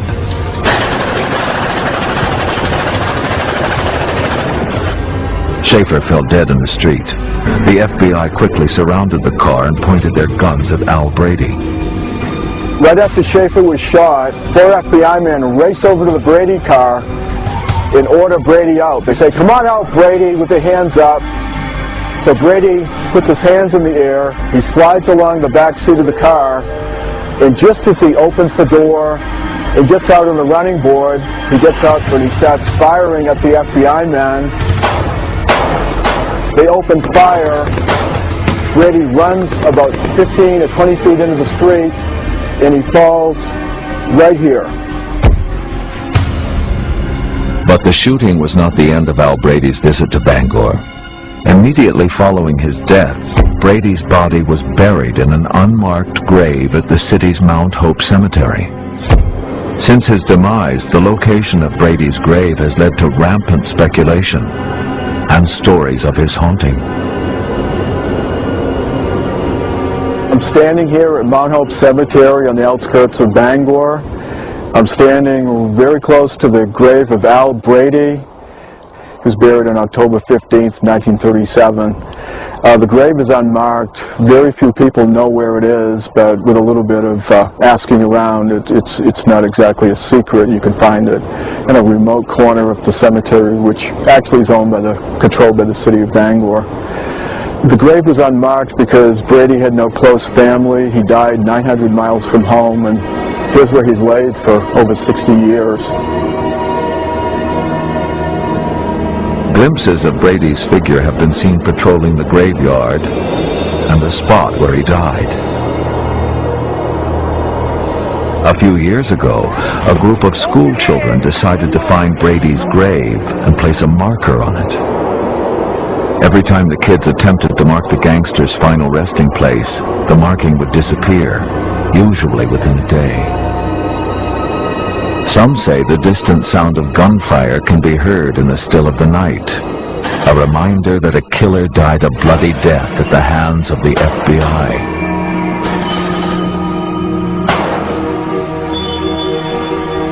It might be Al himself that wants to remain, maybe slightly embarrassed about his desire to get machine gun parts here in Bangor, but I think that there's something going on up at Al Brady's grave that wants to keep a legend about his unmarked grave continuous.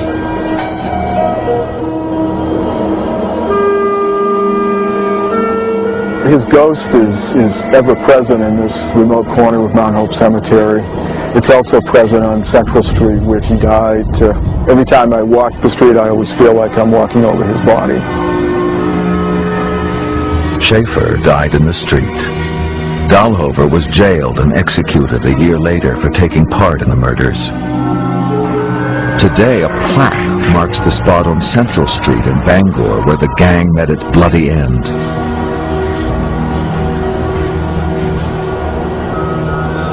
In this foreboding land of mystery and wonder, it is easy to imagine why spirits choose to call it home. The shadows of winter seem to stretch on forever, while the sunlight of summer fades almost as quickly as it appears. The whispers of a snowfall and the crackling of a fireplace fire remain the domain of this remote state's wayward ghosts. Perhaps the best advice regarding the ghosts of Maine was given to its most famous author, Stephen King, when King was still struggling to be published. The words of wisdom delivered to the young writer by a town denizen had to do with the name of Bangor's graveyard, Mount Hope. There's a character here in Bangor, and his name was Johnny Walker, and Stephen King knew him from working at a laundromat where he would frequently come and visit with Stephen. Stephen would always go up to Johnny and say, "Johnny, is there hope?" And Johnny would always reply, "I don't know, Stephen." But at the end, there's always Mount Hope.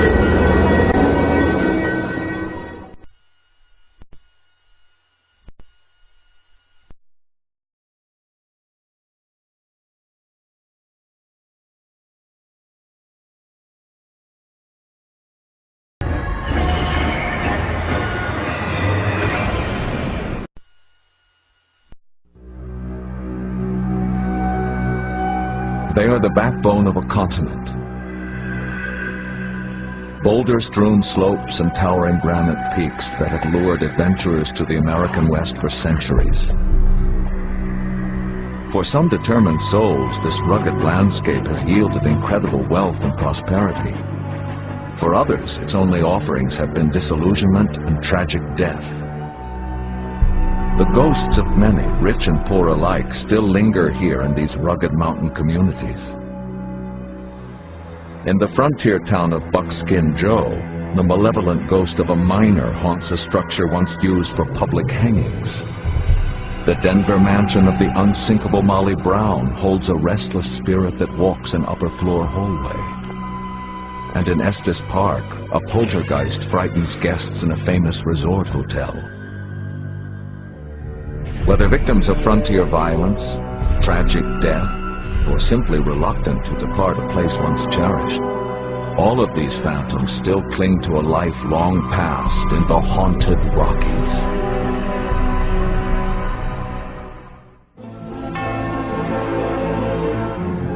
Stories of the supernatural, fact or fiction. Through a veil of sightings and encounters, we catch a glimpse of our historical past on our journey through haunted history.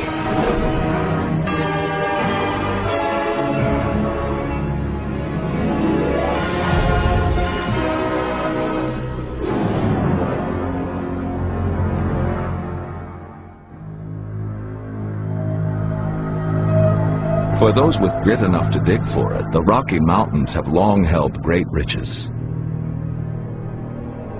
From approximately 1858 to the mid-20th century, prospectors laid open the sides of mountains and scraped and blasted millions of dollars worth of gold and silver from the rocky soil.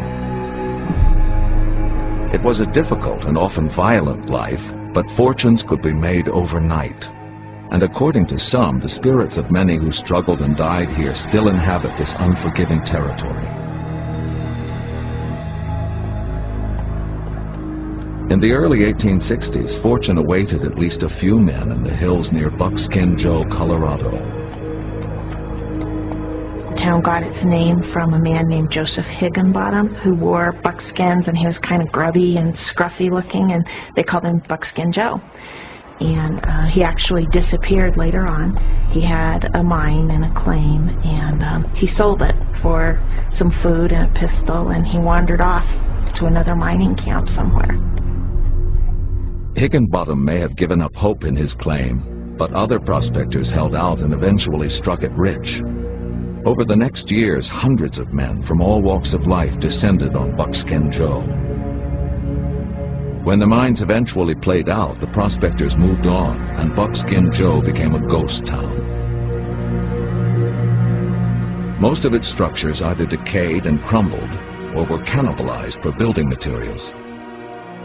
In 1957, a group of investors decided to resurrect the town and make it a tourist attraction. But they relocated it to the vicinity of the Royal Gorge, 90 miles southeast, to tie it in with other visitor sites.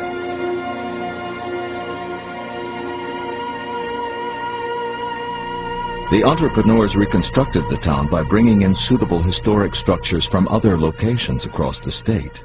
I don't want none of your coffee. Why not? Because it tastes like mud. Today, Buckskin Joe employs actors for Wild West shows and reenactments. Not surprisingly, in a town made up of authentic period buildings, each with its own dramatic and sometimes tragic history, Buckskin Joe employees have for years reported ghost sightings and strange occurrences. There are weird things that happen here. Our staff reports a lot of weird things, and the interesting thing is each generation, each new season of staff, they tend to see and report the same kinds of things. So it's fairly consistent. Lights go on and off. You'll hear things moving around upstairs, and in the theater with the magic show, things will be strewn all around, and they left it very tidy before. One afternoon, Paula Proud, a Buckskin Joe general manager, drove through the front gate and happened to look toward the Sackett House Hotel.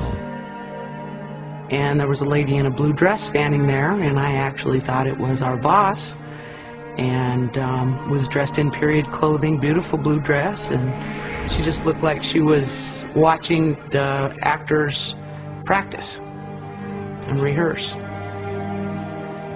I parked the truck, went in, came into town, went looking for my boss, talked to the people that were in town, and they said that she hadn't been here all day, and made me have goosebumps and the hair on the back of my neck stand up. But perhaps the most haunted structure in Buckskin Joe is a barn that in its former life was used for public hangings. In the winter months, the building also stored bodies for burial after the thaw. Today, the structure houses a restaurant, a theater, 2 saloons, and an ice cream parlor. One evening, some of the Buckskin Joe staff members and gunfighter reenactors stayed after hours to have a drink in the Silver Dollar Saloon. One of them who lived up here had his little girl with him, and she went around the corner to use the restroom, and when she came back, she told her dad that she had seen a gunfighter. No one else had left the group, and when the father checked, the restrooms and adjacent area were empty. In the ice cream parlor next door, Marisa Sharp encountered a similar apparition. After closing the shop late one afternoon, Marisa stood washing dishes with her back to the front door. And I looked in the mirror, and a guy walked in. Black hair, black shirt and pants and boots and a hat. And I turned around and there wasn't anybody there. So I went back to my business and started cleaning again. I turned around to the mirror and he was still standing there. And then I asked him to leave and I watched him walk out of the room through the mirror. But gunfighters aren't the only ghostly inhabitants of the former hanging barn. One winter morning, the head cook entered the building at 5 a.m. to relight a fire that had gone out overnight. He felt the hairs on the back of his neck just stand up and a big chill go down his spine. And he looked up and just off in the distance from the saloon, he saw this miner guy that was very, very mean, he said. He just got a really evil feeling from him. Then he went back to kind of lighting the fire and pretending like, oh, he's not here, because he was really scared about it. And he looked back up again and he saw him a second time, and then he said, oh, it's time to get out of the building. So he just turned around and left. Didn't look back again. Vicky Casey herself had a strange experience in the kitchen of this building one morning. Filling in for a cook who had called in sick, she stood working with her back to the grills. I was prepping the lettuce or tomatoes, and the grills, all of a sudden, I heard them turn on. And they make a very distinctive sound. It's crackling because you're turning on metal and heating it up. And I hesitantly looked around to see that one of the grills actually had been turned on. And you can tell that because the light was on. Nobody else in the room, nobody walking in or out. No apparent reason why that happened. Laurie Clouden is a clairvoyant who specializes in healing homes and other structures in which beings are trapped. She believes the former hanging barn at Buckskin Joe is rife with spirits. If we think about what happened in that barn, people knowing they were going to die, the actual death experience, the levels of fear and pain that people were emoting were tremendous. It creates almost a soup in that building. And in turn, these beings may or may not be fully leaving the earth realm. And in turn, these beings may or may not be fully leaving the earth realm when they leave their bodies. There's a reason they were hung. They either committed some kind of crime or they were scapegoated. Neither one is an easy scenario to let go of into spirit. The barn really should have been burned. It's the quickest way to dissipate that energy. But the barn wasn't burned, and the ghosts of men who met agonizing death within its walls continue to make their anger felt. Buckskin Joe is not the only place in southern Colorado where spirits are said to dwell.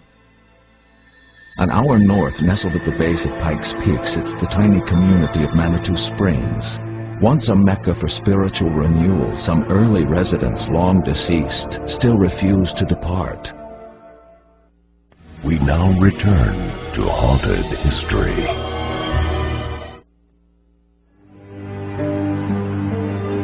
Long before white settlers ever set foot in the Rocky Mountains, Native Americans revered Manitou Springs as a place of spiritual and physical healing. The springs that bubble from the ground in the area contain curative minerals. That's what really drew people to Manitou first, was its mineral springs, and it started with the Native Americans. They recognized the healing properties of the springs. They come down Ute Pass, which is now Highway 24, to use the waters for rejuvenating their spirits, for dealing with illnesses. And naturally, as the Anglos moved into the valley, they saw the springs, saw what was happening with them, and decided to develop a community around the mineral springs. By the late 1880s, with the Ute Indians long ago driven from the area, Manitou Springs had become a health resort for wealthy Easterners suffering from tuberculosis and other ailments. Tuberculosis was the most common health problem in the Victorian age. The food was bad, the air was bad, big city life was very unhealthy, and many people had tuberculosis. This area was fairly underdeveloped. The air was pure, it was clean, the water was fresh and clear, and it was a perfect place to recover from tuberculosis, and a lot of people came out here just for that reason. Bostonian Emma Crawford, a tuberculosis sufferer herself, made extended visits to the springs each year with her mother and sister. An accomplished pianist, Emma cheerfully entertained the people of Manitou with concerts and offered piano lessons to children. Emma was also an ardent spiritualist. She often took walks in the mountains surrounding Manitou Springs to enjoy nature and seek advice from the spirit world. Emma Crawford used to love to hike in the mountains. She wore a red dress. Many citizens noticed her climbing the hills, even though she had tuberculosis, which must have been difficult for her. And she loved Red Mountain most of all. In fact, she renamed it Red Chief Mountain because she was an advocate for the Native Americans, and so she would climb Red Mountain, or Red Chief Mountain, and try and commune with some of the Native American spirits.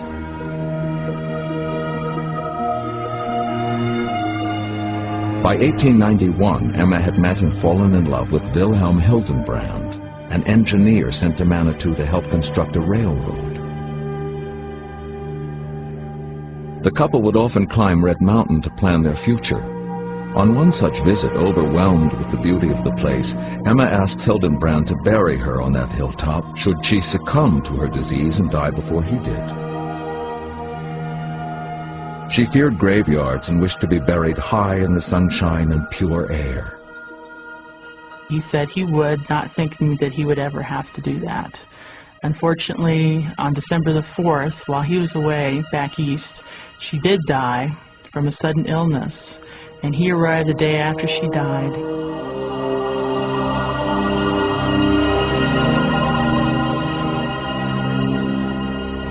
Grief-stricken, the young engineer and his associates carried Emma's coffin to the top of Red Mountain and buried her there.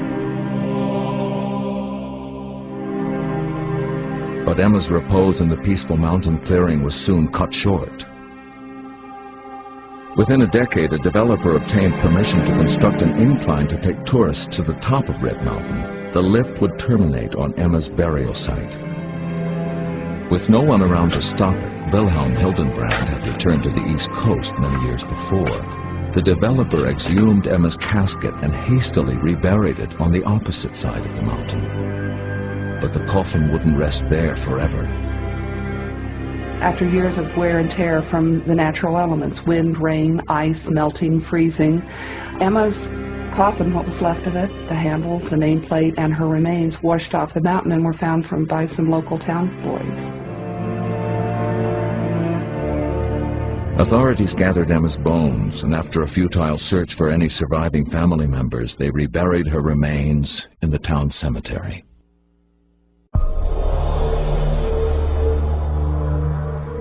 The incline up Red Mountain no longer exists, and the only access to the top today is by foot.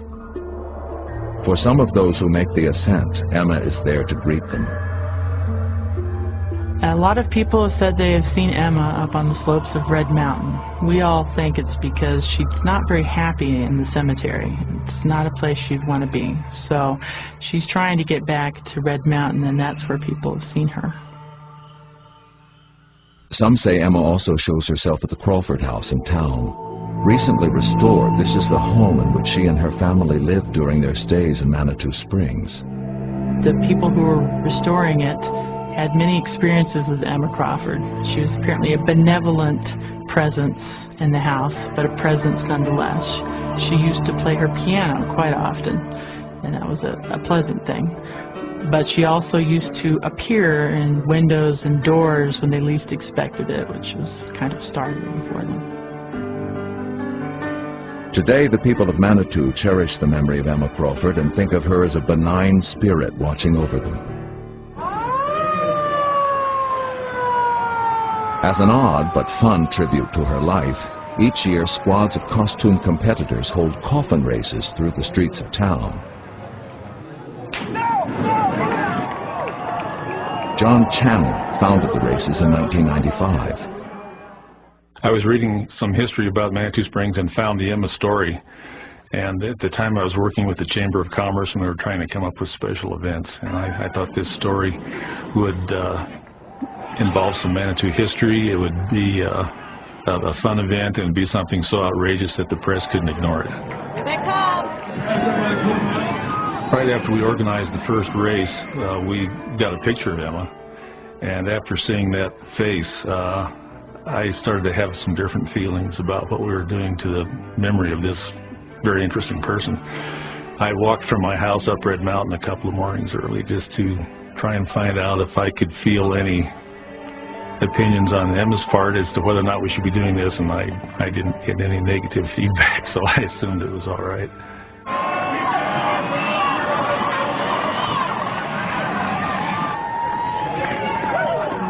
Best coffin design, very cool. And best Emma. I would like to see Emma Crawford buried on the top of the hill where she asked to be buried when she was alive.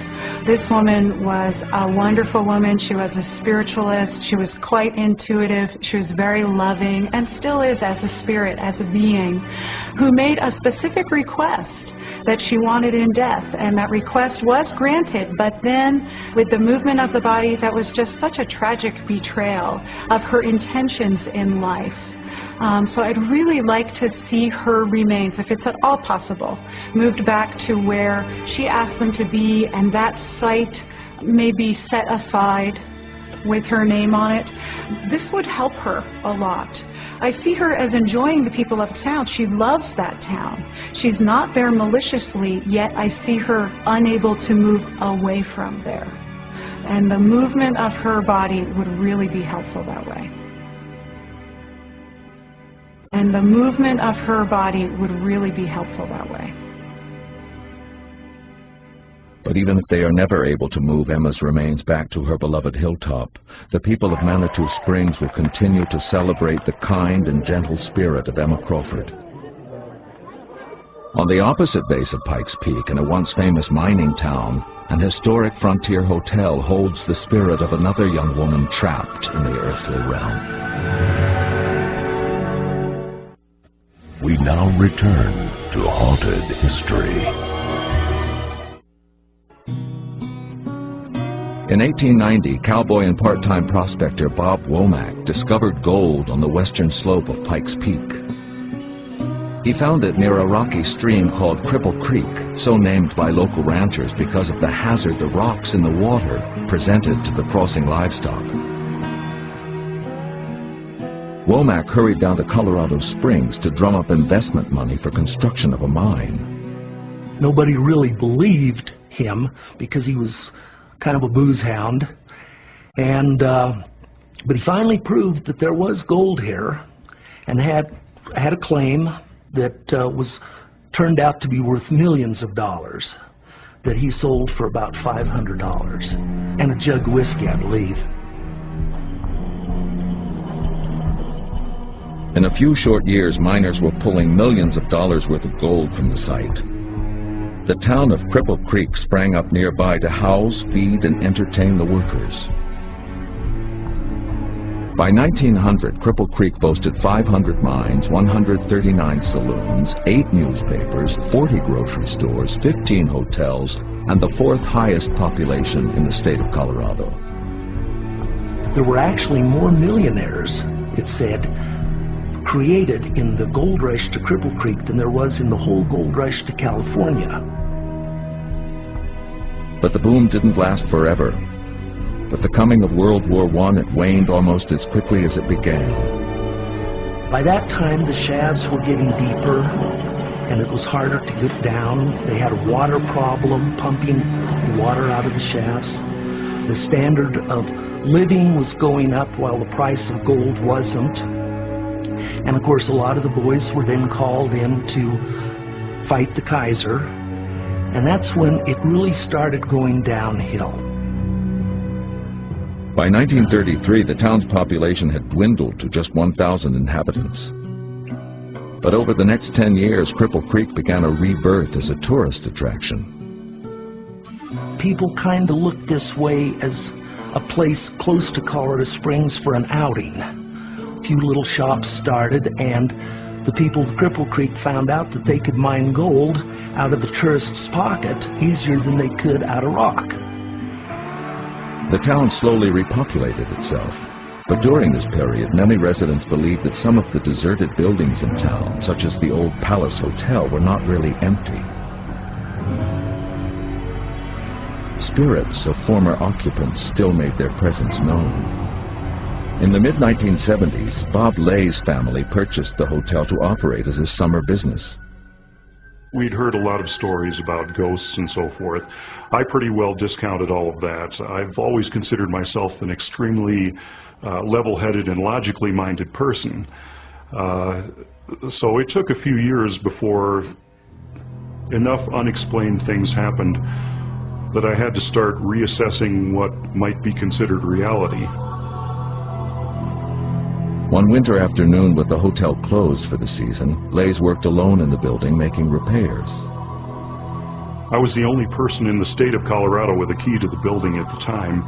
We'd been closed for about 2 weeks, and I was cleaning rooms upstairs, doing some remodeling and so forth, and I came walking down the stairs around 5:45 in the evening on a Sunday evening, and walked through the dining room and was preparing to leave the building, and there in the dining room was a lit candle on one of the tables. Since that evening, it has become routine for Lays to find candles burning in the dining room when no one has been present to light them. In the pre-dawn hours one morning, Lays believes he may have seen the spirit responsible for lighting the candles. He was at work in the dining room shampooing the carpet when he got a strange feeling that he was being watched. I'd had that feeling for about 5 minutes, and all of a sudden there was a loud crashing noise coming from the direction of either our lobby or the dinner theater. And I shut off the shampooer and started walking towards the hotel lobby. That was when I saw the lady walking through the lobby. She was wearing a long white nightgown, as corny as that sounds, with ruffles on the sleeves, the same sort of ruffles around the neck. And she wasn't looking at me, she just walked through the room and proceeded towards either the hotel lobby door or the stairs up to the rooms. The next day, Lays began researching the hotel's history and soon learned that a woman named Mary Hedges had managed the place in the 1920s. Hedges died in one of the rooms, sad and alone. Other strange occurrences followed.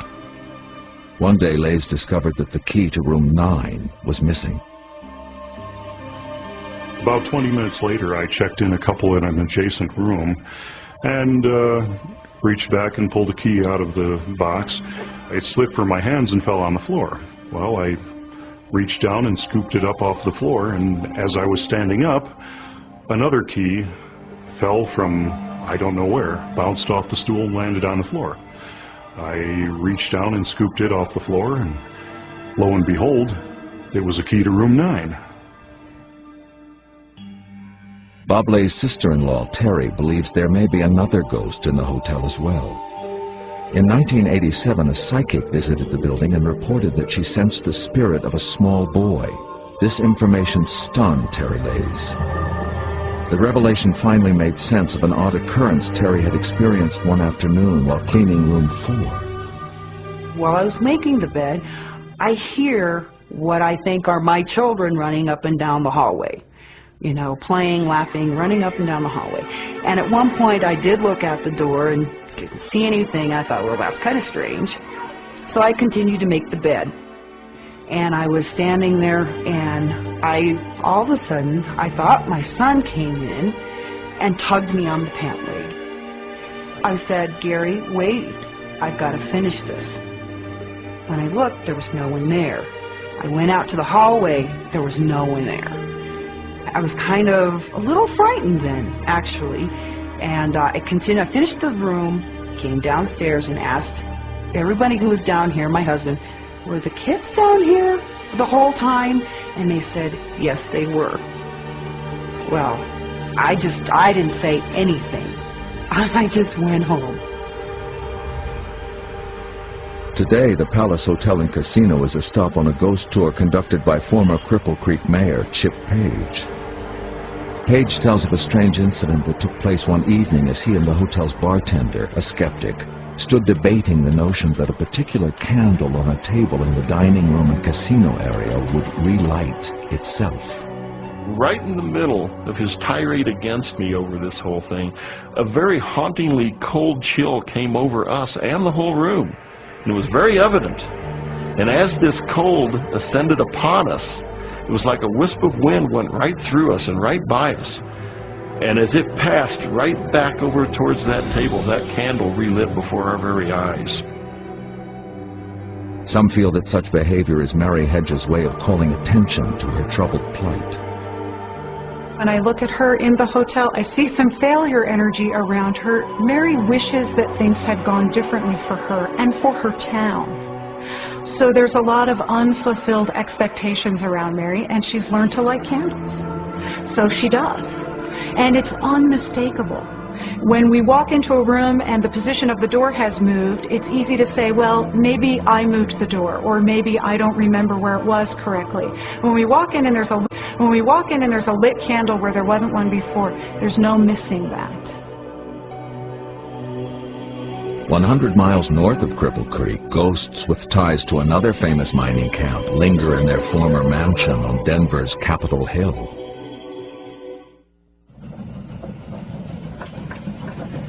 In the spring of 1886, 19-year-old Molly Tobin, a poor girl from Hannibal, Missouri, disembarked from a train in Leadville, Colorado. She would clerk at a dry goods store and live with her sister's family, who had moved to the boomtown 3 years earlier. Energetic and vivacious, Molly attracted attention. She wished to marry an ambitious man and soon set her sights on J.J. Brown. 31-year-old J.J. had already won a reputation as a capable mining engineer with a promising future. The two wed on September 1st, 1886. Over time, several of J.J.'s mining interests yielded tremendous profits. They struck a huge vein of gold, and he was a shareholder of the mining company because of his knowledge and because of all of the hard work that he had put in for the company, and so they became fabulously wealthy.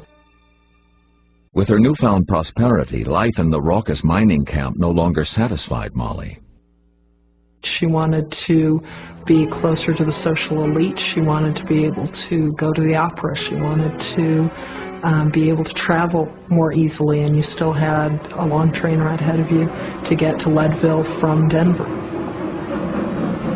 In 1894, Molly convinced her reluctant husband to leave the mountains and move to a mansion in Denver.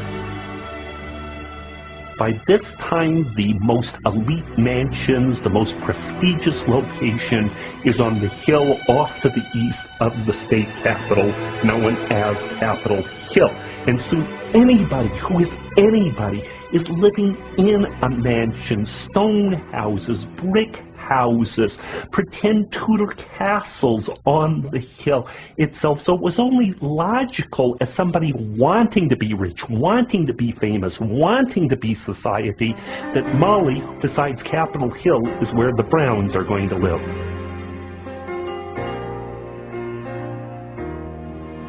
Molly became a social dynamo. Her parties were frequent and well attended, but she never quite garnered the acceptance of Denver society's upper stratum. Undaunted, Molly found ways to keep herself in the society pages. She traveled abroad frequently and amassed an impressive collection of antiquities. Meanwhile, she and JJ grew apart. He secretly longed for the simpler life he'd known in Leadville, and he had little taste for Molly's parties. He often slipped away to smoke and be alone with his thoughts. In 1912, while traveling in Egypt, Molly received word that one of her grandchildren was ill. She booked passage back to the States on the British luxury liner Titanic. The enormous ship struck an iceberg in the North Atlantic and sank in 3 hours. Mrs. J.J. Brown displayed great courage in this moment of crisis, calming the other women in her lifeboat and getting them to sing so they could productively row themselves away from the sinking ship. Newspaper accounts of Molly's heroism brought her great fame and earned her the moniker, the unsinkable Molly Brown. But her fame could not save her marriage, and in 1920, Molly and J.J. Brown separated. J.J. died of heart failure 2 years later. Molly lived for another decade before dying quietly of a stroke in a New York hotel. Following Molly's death, the Brown mansion in Denver changed hands several times. It served as both a boarding house and a home for wayward girls. In 1971, Historic Denver Incorporated purchased the home and opened it to the public as the Molly Brown House Museum. Ever since the Molly Brown House has opened as a historical museum, there have been problems around here. Mediums, psychics going through the place have found all sorts of strange experiences. For example, despite a strict no-smoking policy in the house, people swear that they go and smell tobacco smoke, especially cigar smoke. Clairvoyant Laurie Clouden toured the home and felt J.J. Brown's presence very strongly. He certainly did a lot of sitting around and pondering and thinking about what he wished had been, how he wanted things to be, and still tends to do that here. I see him coming back for resolution with his relationship with Molly that isn't going to happen. There's a whole vibration around him of sadness and how things might have been different. We could feel him in the bedroom upstairs and also in the room that used to be his study. According to staff members, JJ's is not the only ghostly presence in the house. We had a volunteer that was checking her hat in the hall stand, and you can see the stairs behind it. And as she was checking her hat in the mirror, she noticed a gentleman walking down the stairs dressed in a butler costume and looking fairly grumpy, she described. And when she turned around to check, there was no one there. Volunteers have also glimpsed the spirit of a woman. We occasionally have Victorian eating experiences, and people come in for dinners or luncheons or teas. And the volunteers wanted to take a picture of the table while it was set and looking so pretty. And so they came in to take a picture and noticed that there was a chair at the end of the table that was pushed back a little bit from where it had been, and saw a woman sitting in Victorian costume at the end of the table.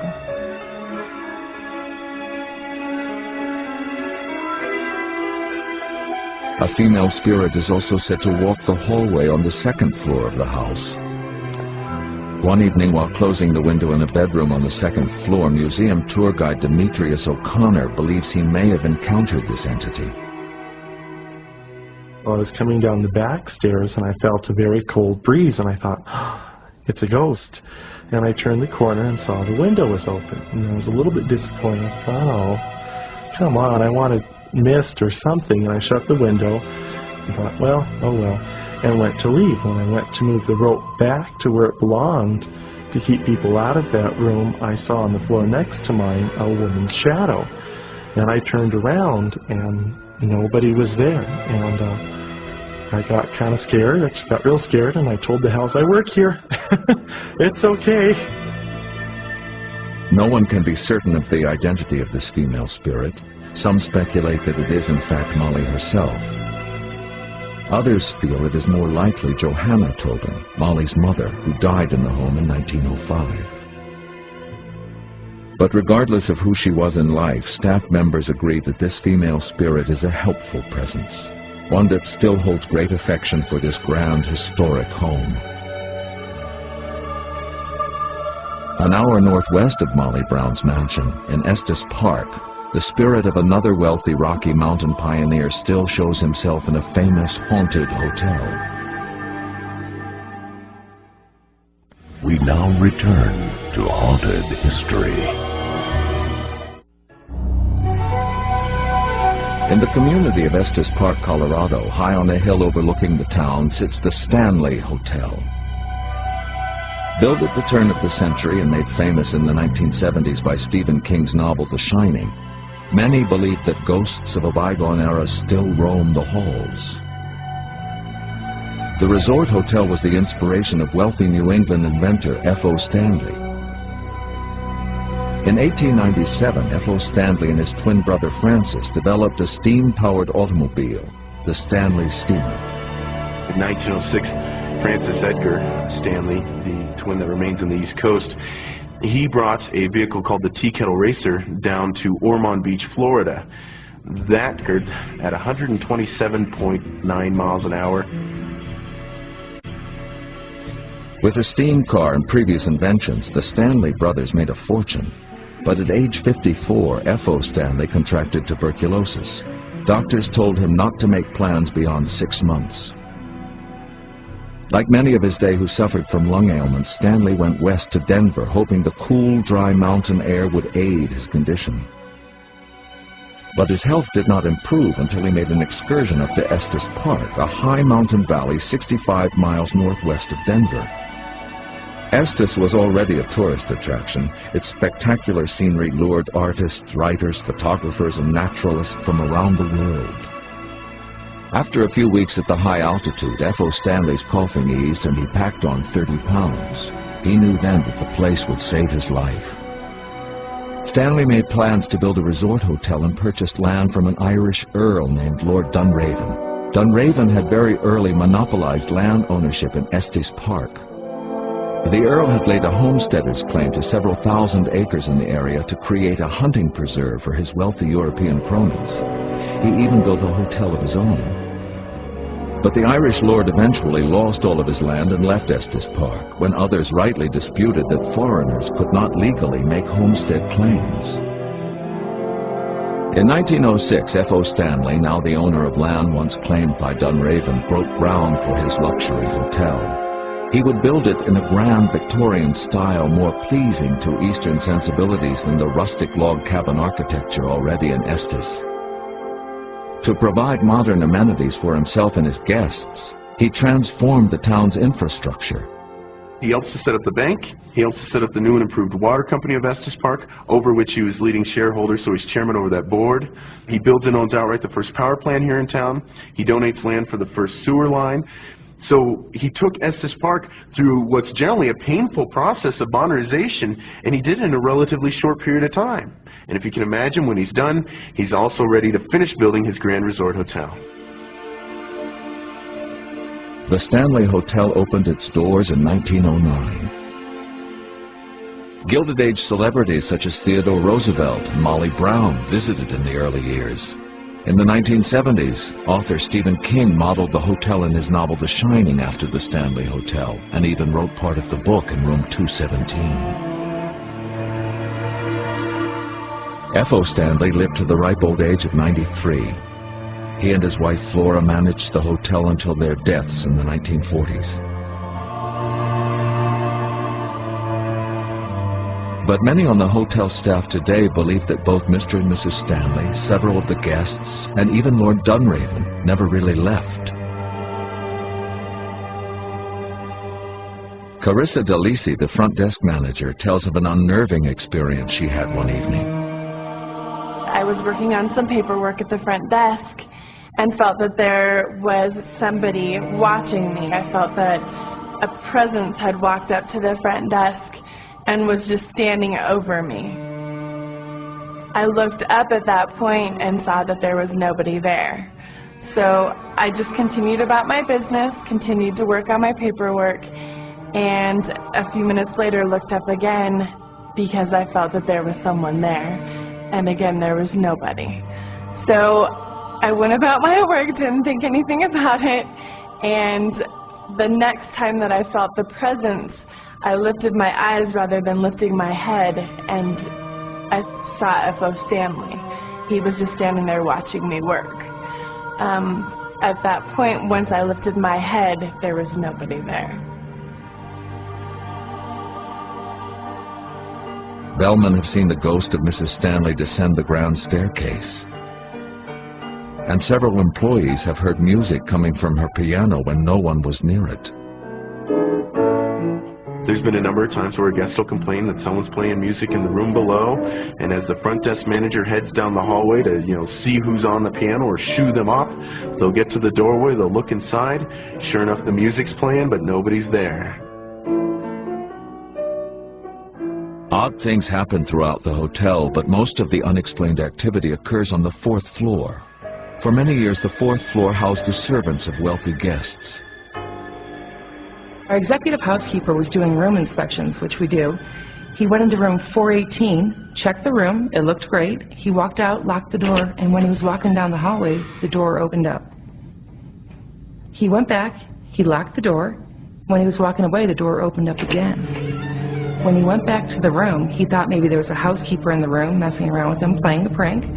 He walked in, looked around, there was nobody there, but when he turned to the bed, there was an impression of somebody sitting on the bed. He said, "I give up." He walked out of the room, went down the hallway, the door closed on its own.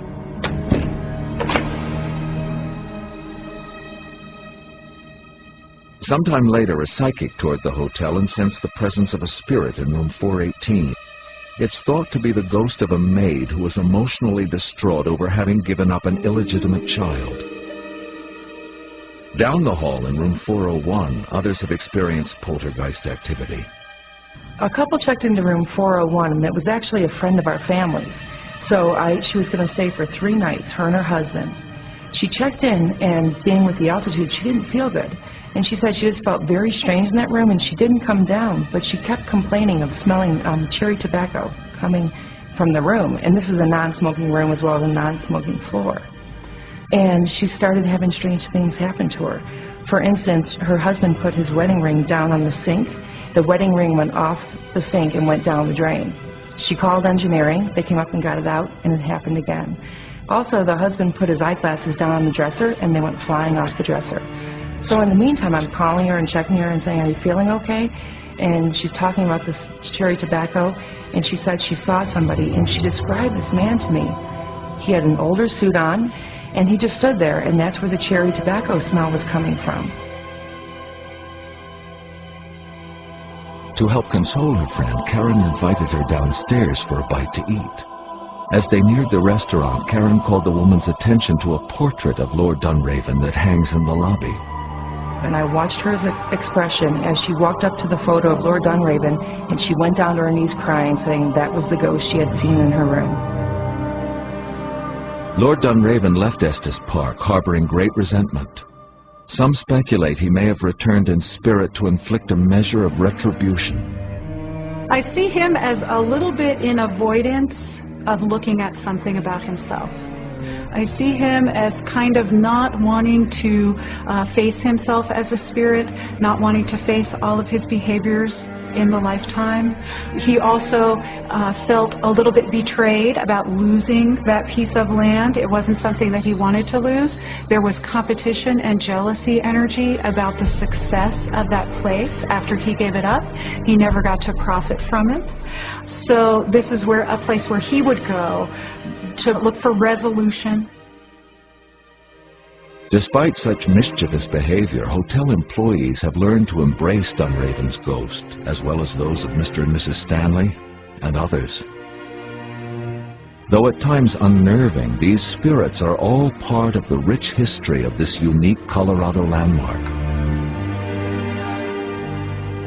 From time immemorial, the Rocky Mountains have stood colossal, majestic, alluring,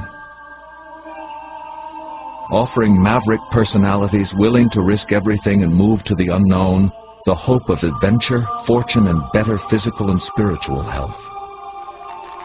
But with hope often comes failure, not everyone who came here got what they wanted.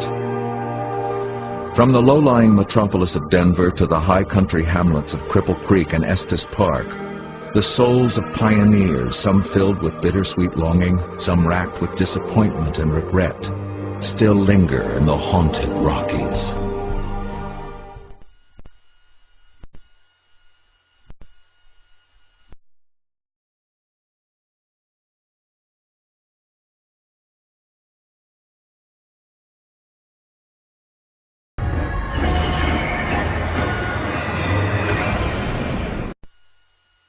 Caribbean, land of hot sun, crystal clear water, and sparkling white beaches.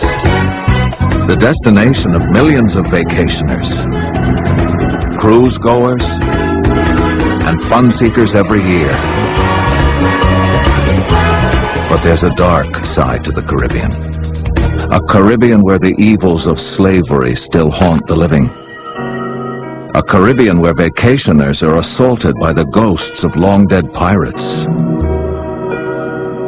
A Caribbean where sorcery and black magic are a daily fact of life.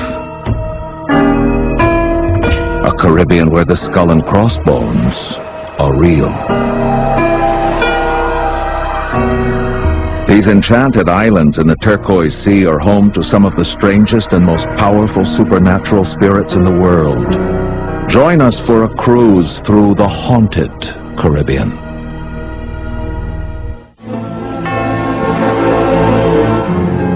Stories of the supernatural, fact or fiction.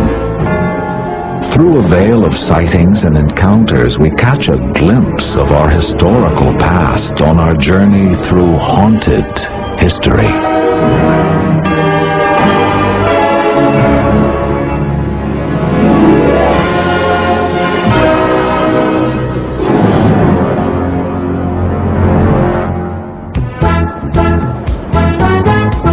There is no nation called the Caribbean.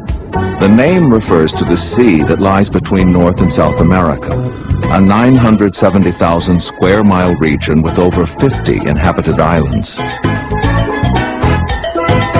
It is also said to be haunted. The first inhabitants of this tropical paradise were the Arawak Indians, who began to settle in the islands in the 4th century A.D. Shortly thereafter, the Arawak were pursued to the islands by the warlike Carib tribe from coastal South America. The Carib tribe gave the English language such words as Caribbean, hurricane, and canoe, and the Caribs' habit of eating their enemies also gave us the word cannibal.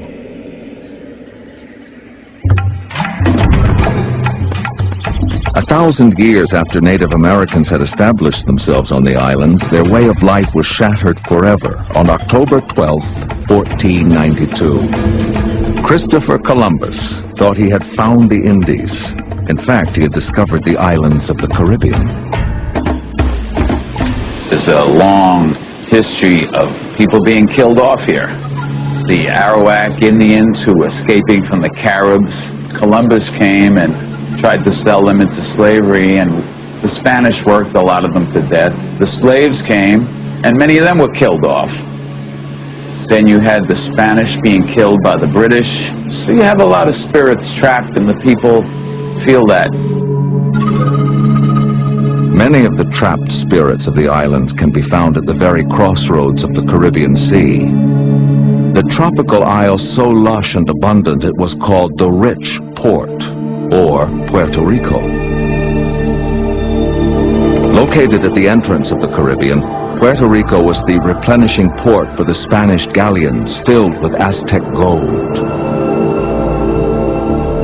To protect this valuable colony, King Philip IV of Spain ordered construction of the fortress of San Cristobal in 1634. Now part of the U.S. National Park System, the ramparts and passageways of San Cristobal ring with the sounds of tourists and cruise ship guides during the day.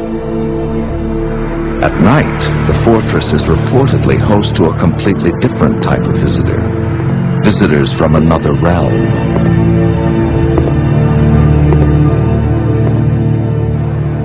In a dungeon beneath the fortress, the captain of a Spanish galleon was imprisoned in the 1600s.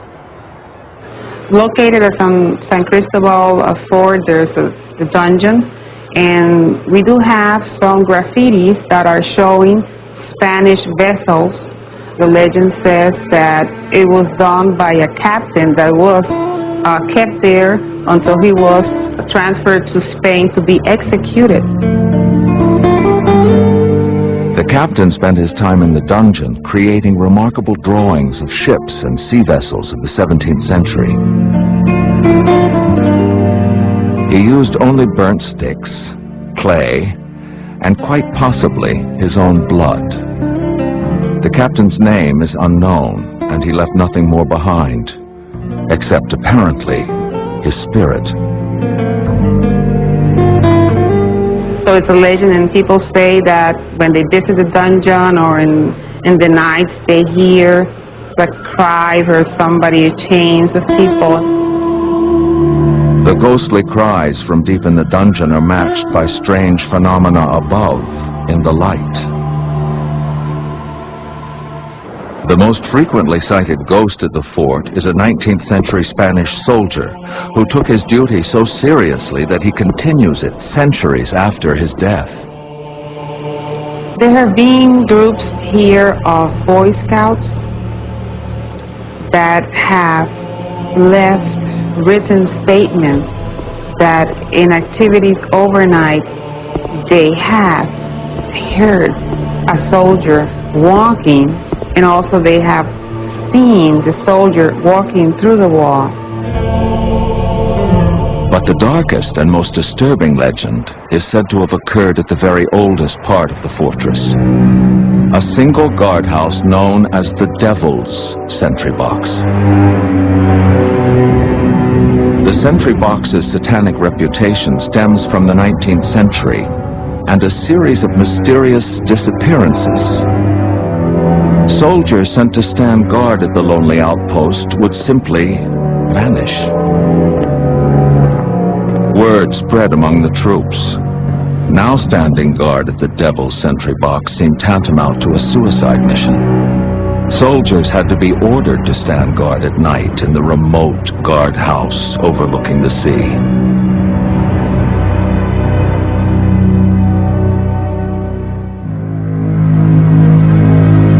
And in the morning, their replacement would find absolutely nothing. A sign to all of the deeply religious soldiers that the sentry box was a portal to hell. Whatever made the soldiers disappear, the guardhouse itself still stands, a lonely sentinel that at least looks like a passageway between worlds. Superstition is part of a lot of our culture. It's a mix of cultures and religions in here that came traditionally inherited by the Spanish, inherited by the Africans. They all got mixed together in the Spanish colonial times, and I guess that it makes it more a tendency to believe in ghosts or souls of people after their death. A taste for the supernatural extends beyond Puerto Rico to perhaps the most haunted island of all, Jamaica, land of pirates, mermaids, and monsters. Jamaica is the home of rum, reggae, and Rastas. The third biggest island in the Caribbean, it has been a popular destination since Columbus landed here in 1493.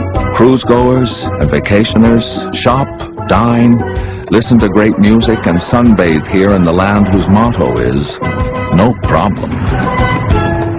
But outside the high walls of the all-inclusive resorts lies a different Jamaica, a more real one, and a more scary one.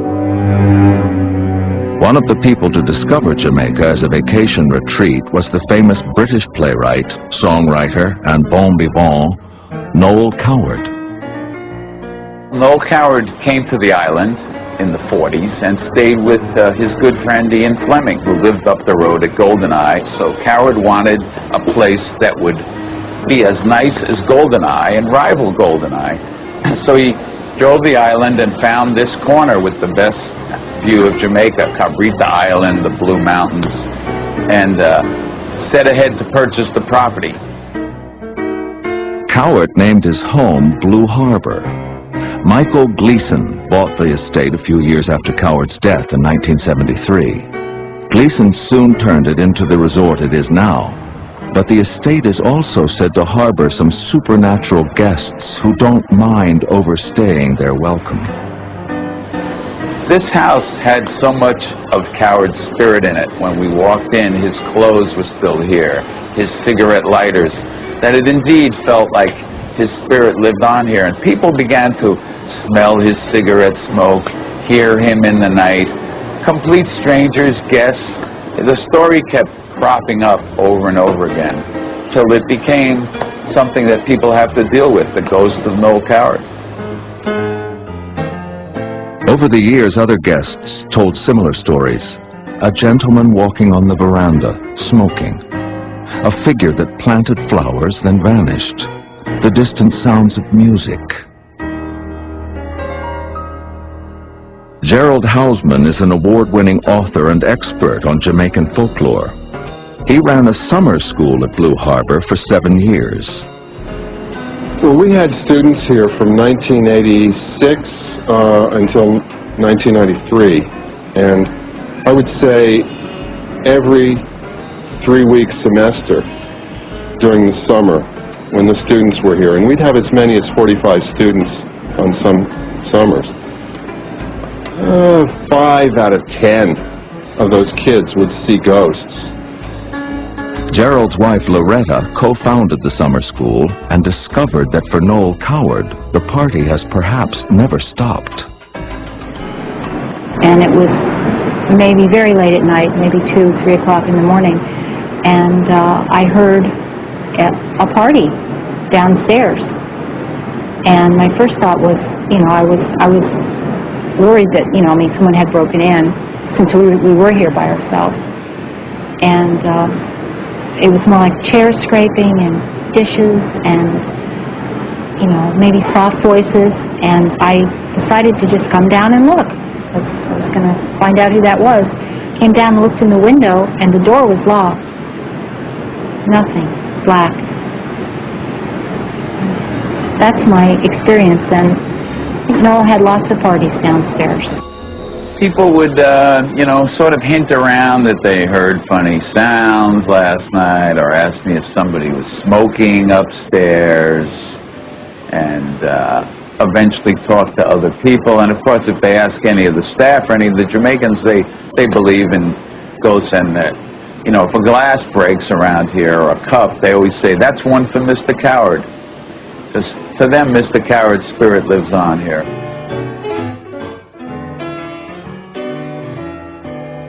But long before Noel Cowart arrived and decided to stay, the small bay of Blue Harbor was known as the perfect place for pirates.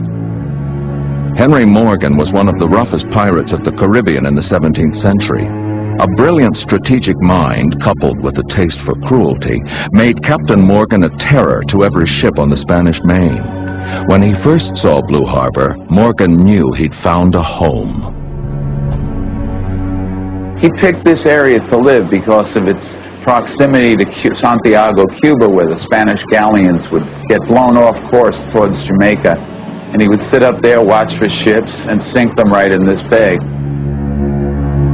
The caves surrounding Blue Harbor were the perfect place to hide the treasures stolen from Spanish galleons. According to pirate legends, a crew member would be killed at hiding spots like Blue Harbor to act as a ghostly guard of the treasure for eternity. Gerald Hausman says he has heard such a ghost. At night sometimes you hear the pickaxes go ch-ch, ch-ch, ch-ch, like that. Nobody's out there, but somewhere there's a pickaxe and a shovel biting into the gravel. And I'd say that there are a majority of people who believe that Henry Morgan is still here, especially his treasure. He's watching over it. Some say it's up at Lookout, Firefly, which is 1,200 feet above us on the mountain. Some say it's down here at Blue Harbor. I hold with those who say it's right under Villa Rose, which is just to our left. Hausman has a specific reason for believing that Morgan's treasure is on the grounds of Blue Harbor. In one of the estate's guest rooms, he not only saw a ghost, but was attacked by one. I sat down on the bed. It was late at night. I wasn't really planning on taking a snooze. I just lay down for a moment, closed my eyes, and woke out of a very startled sleep to find a pirate whose face was butted up against mine. I could smell his rancid breath. I thought he was going to choke me. In fact, I felt what might have been the tingle of fingers at my throat. A noise suddenly sounded, and the pirates were gone. Gerald's wife Loretta came into the room just as the ghosts disappeared. When I came in, he was sitting straight up, and he said, "Did you see it?" And I said, "No." And he said, "Well, can you smell that?" And I said, "Well," and I started to smell, and there was just a terrible smell. She said all the hair on her arms stood up. She said she had a sense that something had happened and she'd missed it, but the air smelled of some combination of ozone and rotten rum and ancient tobacco flakes. The restful resort of Blue Harbor might be one of the most haunted sites in Jamaica, but so far no one has really complained. This is a very enchanted place. Most people who set foot here, even if they're just taking a picture of Cabreed Island from the top of the hill, say there's no place quite like this, that they get a strange vibration, if you will, of otherworldliness. I don't think of it as a haunted house, actually. It's more like a place where a lot of people visit, and some of them are just spirits. Apparitions of pirates and bon vivants are not the only spirits who haunt Jamaica. Because behind the facade of a tropical paradise lies a history of evil. And the evils of Jamaican history return to haunt the living in a place that's been called the most haunted house in the Western Hemisphere.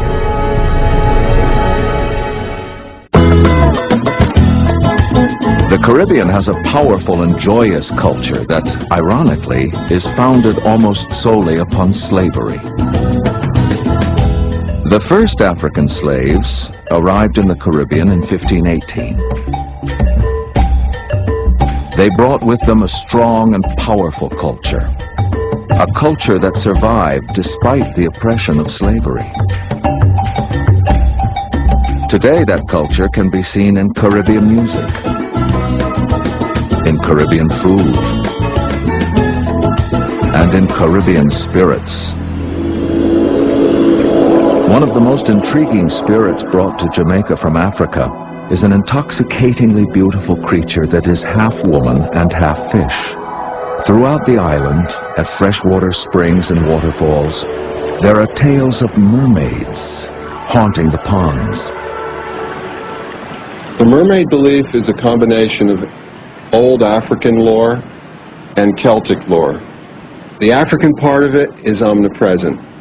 You know, she's a fish, but she's a woman. She bewitches you. She's called Water Muma. She's called Water Mommy. She's called Riba Sister. She has all these wonderful names, but she's the same person, basically. The River Sister stays in remote springs and waterfalls. Men traveling alone are likely to stumble upon these beautiful areas and meet the mistress of the waters. The mermaids have skin the color of dark honey and long, beautiful hair. She will generously offer her charms to the worthy lover,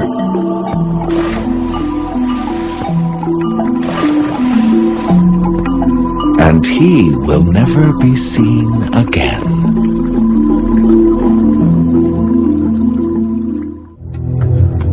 The myths of slaves and their descendants are strange and fascinating tales.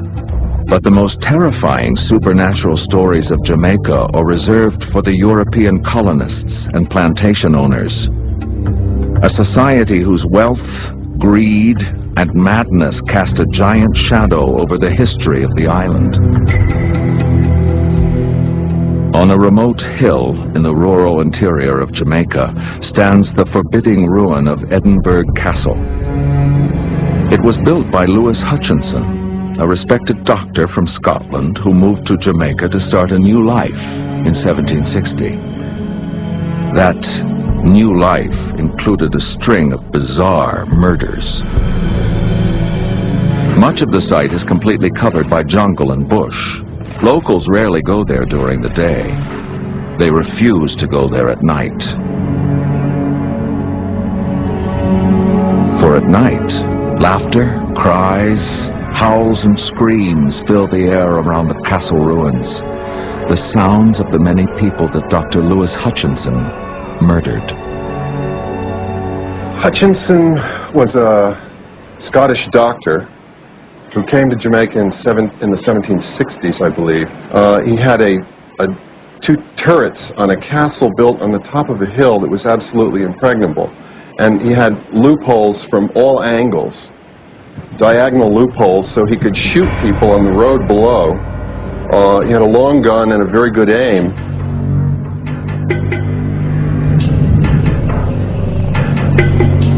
Hutchinson was Jamaica's first serial killer.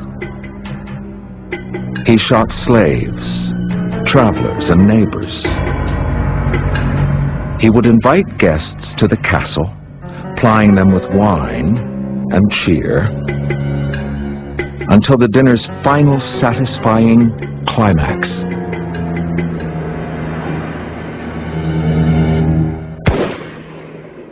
They found 43 watches after he died, stocked in his house. So we know he killed 43 people who were bearing timepieces. Hutchinson was eventually tried for murder and was hanged in 1773. Today, some 250 years after Hutchinson's death, the ghosts of over 40 dead men and women wail on the remote hillside where the castle ruins stand. The forgotten and unmourned victims of the Caribbean madman. Yet Hutchinson was not the most sadistic colonist or estate owner. That honor is reserved for the woman known as the White Witch of Rose Hall. Her home has been called the most haunted house in the Americas. Rose Hall Plantation was one of the largest estates in colonial Jamaica. It was built in the mid-1700s, but it gained its reputation from only one person, Annie Palmer. Born in Haiti, Annie married John Palmer at age 18 and moved to Jamaica with a wealthy older man. John Palmer died within a few years, leaving Annie the sole owner of Rose Hall. Annie Palmer was a relation of the original owner of the Rose Hall estate. The estate was built in the 18th century, mid-18th century. Annie was born in Haiti of an Irish and English ancestry, but she learned voodoo. And so she brought voodoo to Jamaica. The Jamaican form of West African magic is called obia. Haitian voodoo is considered far more evil. In addition to practicing black magic, Annie Palmer was a cruel and sadistic slave owner. She not only brutalized her workers, she would make lovers of the more handsome slaves as well. But the favors of the mistress were two-edged, for sometimes she killed her lovers in the act of physical gratification. It would only be so long before the slaves felt forced to take action. They lay in wait for her inside the great house, followed her to her bedroom that was the source of so much pain and death, and there did to Annie Palmer what she had done to countless others. Annie's tomb lies close to the great house, but it is not a quiet grave. For Annie's tortured and enraged spirit is said to stalk the stairways and catacombs of Rose Hall. Some say she's still there. I visited Rose Hall in 1986, 87, and there were people who didn't want us to linger too close around the bed. I felt there were presences downstairs in the sort of catacombs at the bottom of the Great House.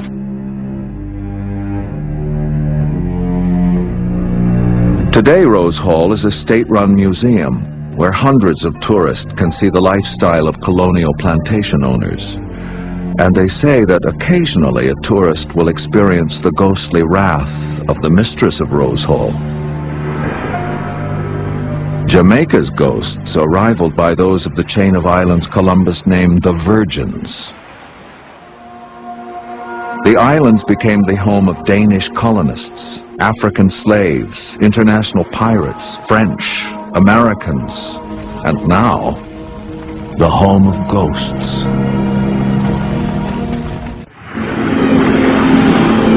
The U.S. Virgin Islands have been called America's tropical playground.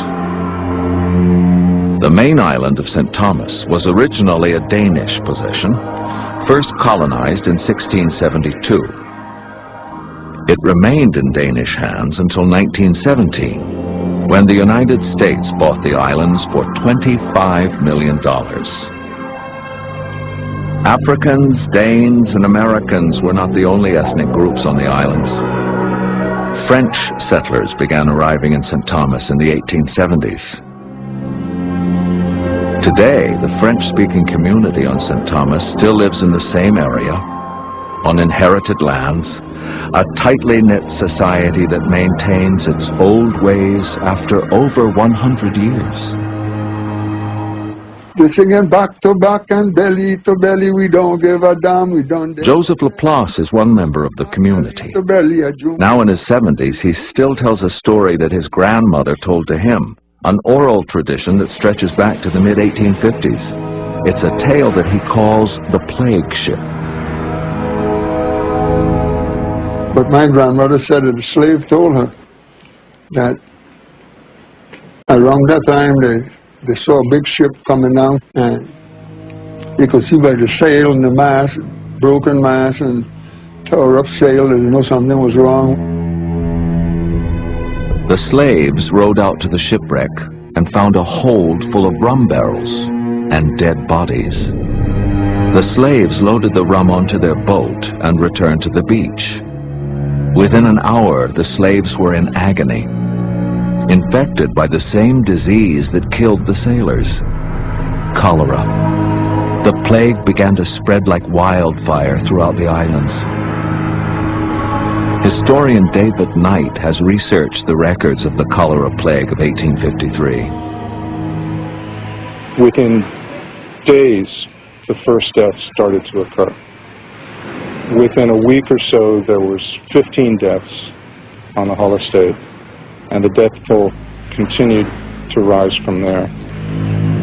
By mid-December, towards the end of the year, you had as many as 65 people dying a day. There was panic, and they say that many people were buried before they were actually dead. And this, of course, is where many of the ghost stories spring from about the cholera epidemic. The ghosts of the dead are said to walk this beach both day and night. Their howls and moans of agony can be heard. And the ghosts walk in an eternal shadowy procession. You don't see the people, but you see the shadow in the sand, and the procession, like a procession, like 10, 12 people walking down, mumbling, singing, and praying, or whatever they were doing. As a historian, David Knight might dispute the tales of a ghostly procession of cholera victims. But that doesn't necessarily make Joe Laplace's story any less reliable or any less true. We have to realize that our culture bearers are individuals like Joe Laplace who carry these stories, are as important to our understanding of the past as all the scholars and historians. But the ghosts of St. Thomas are not found only in old men's tales. They are sometimes found in the homes of the young and restless. Ken Brink sold his successful business in 1999 and retired to the good life in a 19th century house above the harbor on St. Thomas. But his new house was more than a little strange, which Ken discovered after he moved in and invited two friends to share the house with him. I would smell a burning smell and would look around the house. My boyfriend was at home looking for the source of a burning smell, and we couldn't find anything. I'm a firefighter from New Jersey, and one of the things I've noticed when I first moved in the house was a peculiar smoke smell that I never smelled, you know, in a house fire or when somebody was barbecuing. There were other phenomena. There were noises and mysterious crashes. The cat seemed to see invisible figures and get outside by itself. Most disturbing of all, Ken began to notice doorknobs that started to turn by themselves. I have a lot of grass here, and I'm always outside in the yard all over the property.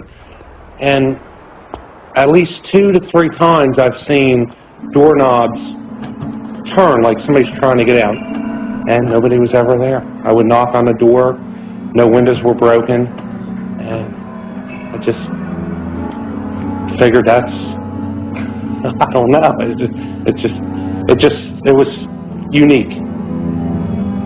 The mystery came to a disturbing resolution when Ken contacted the house's last owner, Joan Medlicott.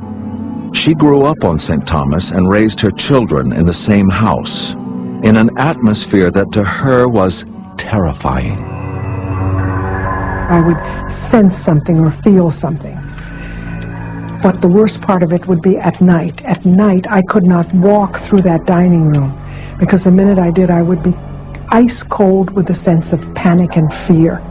So I never went there at night. I never went through there at night. And everybody laughed and they said, oh, it's Mom's ghosts. This went on for years and years. And finally I invited a well-known psychic in Europe. She walked in the house and the woman said, I can't stay here. There's a ghost in this house. I don't like the feel of it, but I cannot stay in this house. She came back to the house one evening. She lay down on the couch and she went into like a trance state, like a coma. And she woke up maybe an hour later dripping wet with sweat. In her trance, the psychic says she made contact with the ghost of the house, and the tale he told her would make any person sweat. She said there was an older man from somewhere in Europe who moved to the Virgin Islands, bought this house, and tried to buy himself into island society. He was unsuccessful. He was lonely, he was bitter, he was not good to his servants, he mistreated people all around him.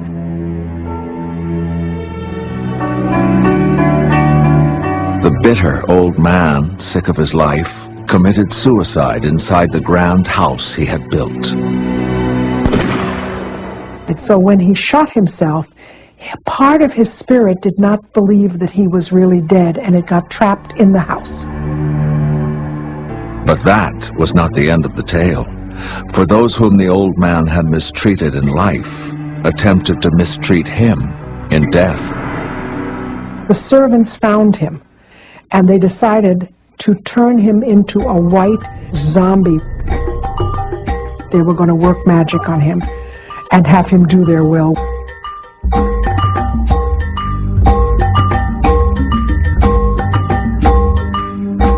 Well, of course, in 10 days they had a very polluted corpse. What to do with this corpse? They burned the house. When the house was rebuilt, 4 feet were deleted. She said to me, the area where you sense this presence was a hallway where they worked all this stuff on this man. The smell of smoke still perceived in the old colonial house today may be the psychic residue of fire, suicidal depression, or an abomination practiced upon a desecrated corpse. But for those with a light-hearted attitude, life in an actively haunted house is not necessarily a bad thing. Well, I think it's pretty neat. You know, we joke about it a lot here, and, you know, so far, if there was a ghost here, he's a nice ghost to us because he lets the cat out for us. We get that nice barbecue smell every once in a while. You know, we're young and we joke about it. The ghosts of the Caribbean are not always laughing matters. On some of these gorgeous tropical shorelines, the spirits are so deadly that even the Catholic ritual of exorcism seems to fail before them. St. Thomas is one of 3 U.S. Virgin Islands. Its protected deep-water harbor made it important for Caribbean shipping from the 18th century onward. Residents know that in addition to tourists, the islands are also visited by ghosts. I believe that there are spirits. I believe there's all kind of things in the world. And there's a lot of ghosts in a lot of houses in the Virgin Islands, or at least they say so. One of these houses stands on a hill in St. Thomas overlooking the harbor and the town of Charlotte Amalia. It was here that a nighttime visitor made his presence felt to one American family in the 1930s. A young woman, her husband, and her children moved into a home in Charlotte Amalia. Soon thereafter, the young woman, Adele, began receiving a visitor in her bedroom. He would appear at the foot of her bed, a man in an old-fashioned linen suit and a white cap. He simply materialized and would stare at her. The visitor began appearing regularly. Adele was too logical to believe in ghosts, apparitions, or the supernatural. She simply assumed that the visitor at her bedside was a reflection, a dream, or an optical illusion. Even though, after the vision had disappeared, the faint smell of cologne always lingered behind.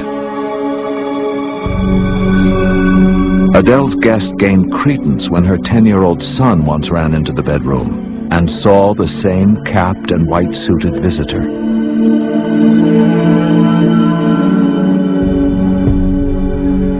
Years later, the son researched the house and learned that it had been built in the 1880s and that the original owner, depressed by his young wife's death, hanged himself in the very bedroom where Adele had slept.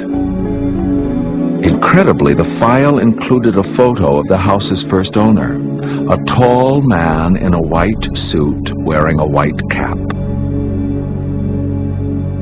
Another ghostly sighting has been reported 40 miles south of St. Thomas, on the island of St. Croix. Not far from the wharf sits a beautiful stone house built before the American Revolution. A house so haunted that it needed a Roman Catholic exorcist to battle its demons. And it's a war that the spirits apparently won. Though the house is over 2 centuries old, the first recorded ghostly activity began in the 1970s when the house was bought by Mary Pomeroy, the last Duchess of Malta. A ballerina, a businesswoman, a pilot, and a politician, Mary Pomeroy had lived a long and eventful life when she bought the St. Croix home she called One North. Soon after buying the home, Mary began to experience strange phenomena, unexplained noises, things disappearing, odd cold spots around the house. The paranormal activity escalated until it became physically dangerous. George Tyler, current owner of the house, remembers Mary well. He also recalls what happened when Mary first remodeled the house to turn it into a nightclub and theater. Mary proceeded to turn the house into a theater.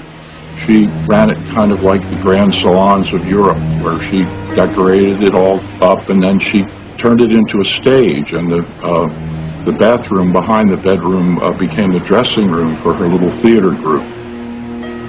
Mary was told by the contractor building the second floor that if she continued, she would have additional problems here, because there had been problems with sightings and mysterious goings-on.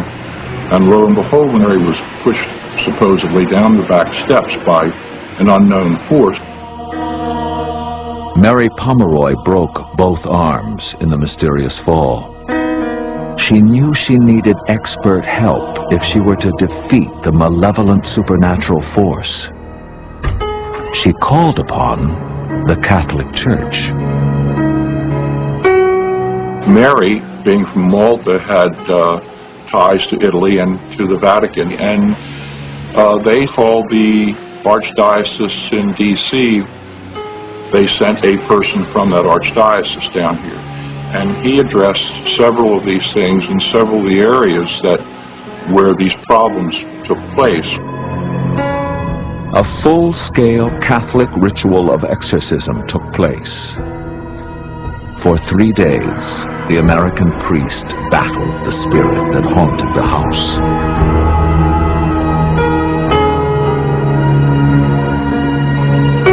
Apparently, the exorcism was successful, for Mary claimed she wasn't bothered by the ghost after the ritual.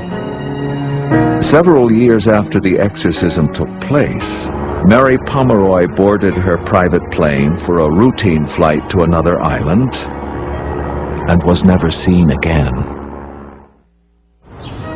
When George Tyler bought Mary Pomeroy's home, he discovered strange relics from the exorcism of the haunted house. When I was doing the house over after the hurricane in '89, I found a silver crucifix and a bottle of holy water tacked up underneath those stairs, which scared the hell out of my electrician, by the way. We found 2 other crucifixes in the house, and we also found several pages of the Bible that were folded up in little envelopes and tacked around in strange places.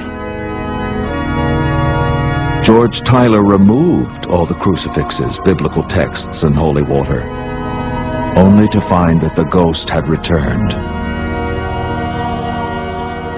My wife and one of our tenants here on the property, on the same day, within a few minutes of one another, both experienced the sighting of what they thought was a woman in a long white flowing dress with kind of graying hair, and both within the same area. Additionally, we have a carpenter who works for us, and one day while having a beer with him, someone mentioned the ghost, and he got stark white.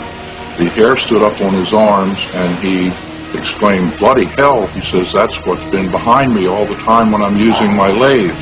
I think it's the dogs." And I turn around and look, and the dogs are asleep, and something kind of drifts out the door. And he was actually frightened by it. Yet for the Tylers, there have been no menacing phenomena or demonic attacks. Despite the undoing of the exorcism, they believe it's because they restored the house to its original state. My wife, who feels a little more strongly about these things than I do, says that she feels that once we got the house underway and started restoring it back to its original condition, that the ghost is very happy with the way we're taking care of her property, and as a result, doesn't really bother us. Whether in a haunted house or a beautiful beach, the island's ancient folk tales, eyewitness memories, and old men's stories have become an inextricable part of Caribbean culture. For ghost tales are indeed a form of history. The easiest way to impress somebody, make them remember something, is to tell them a scary story. And if it's a good scary story, they'll remember it and pass it down.